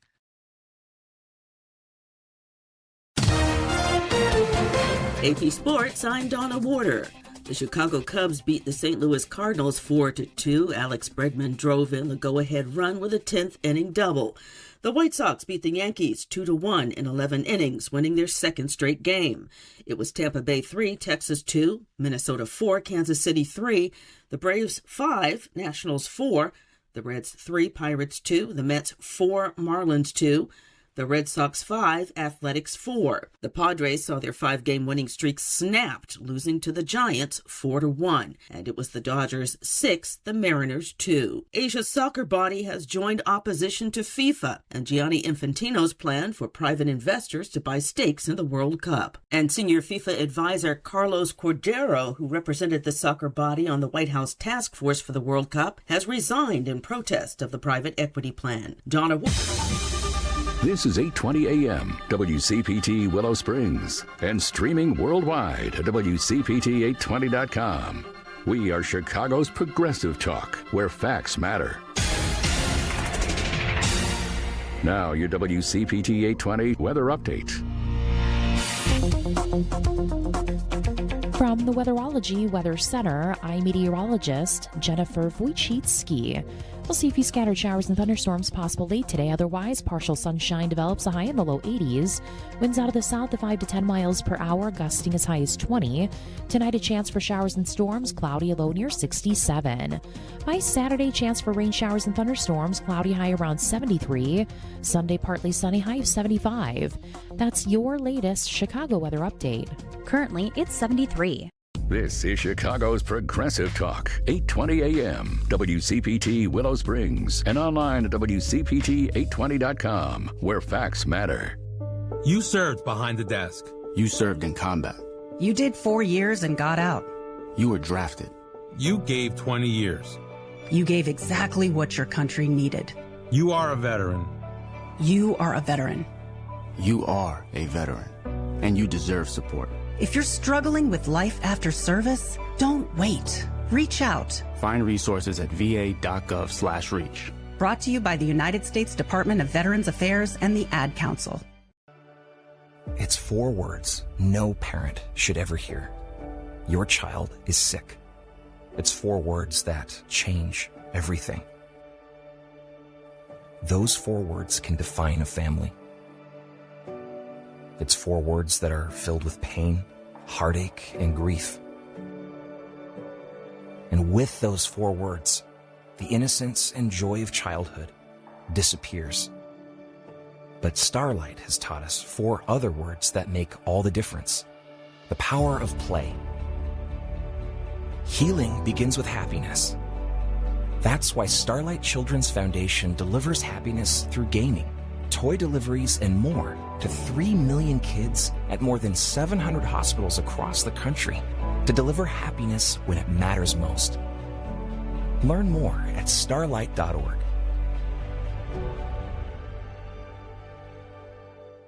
Some journeys start small, with small pause and big purpose. Every great partnership begins with the first step. Bella, let's go. You don't just raise a puppy, you raise a future. Become a Dogs Inc. puppy raiser. Give a dog a purpose, give someone hope. Learn more at dogsinc.org. Hey Google, play WCPT.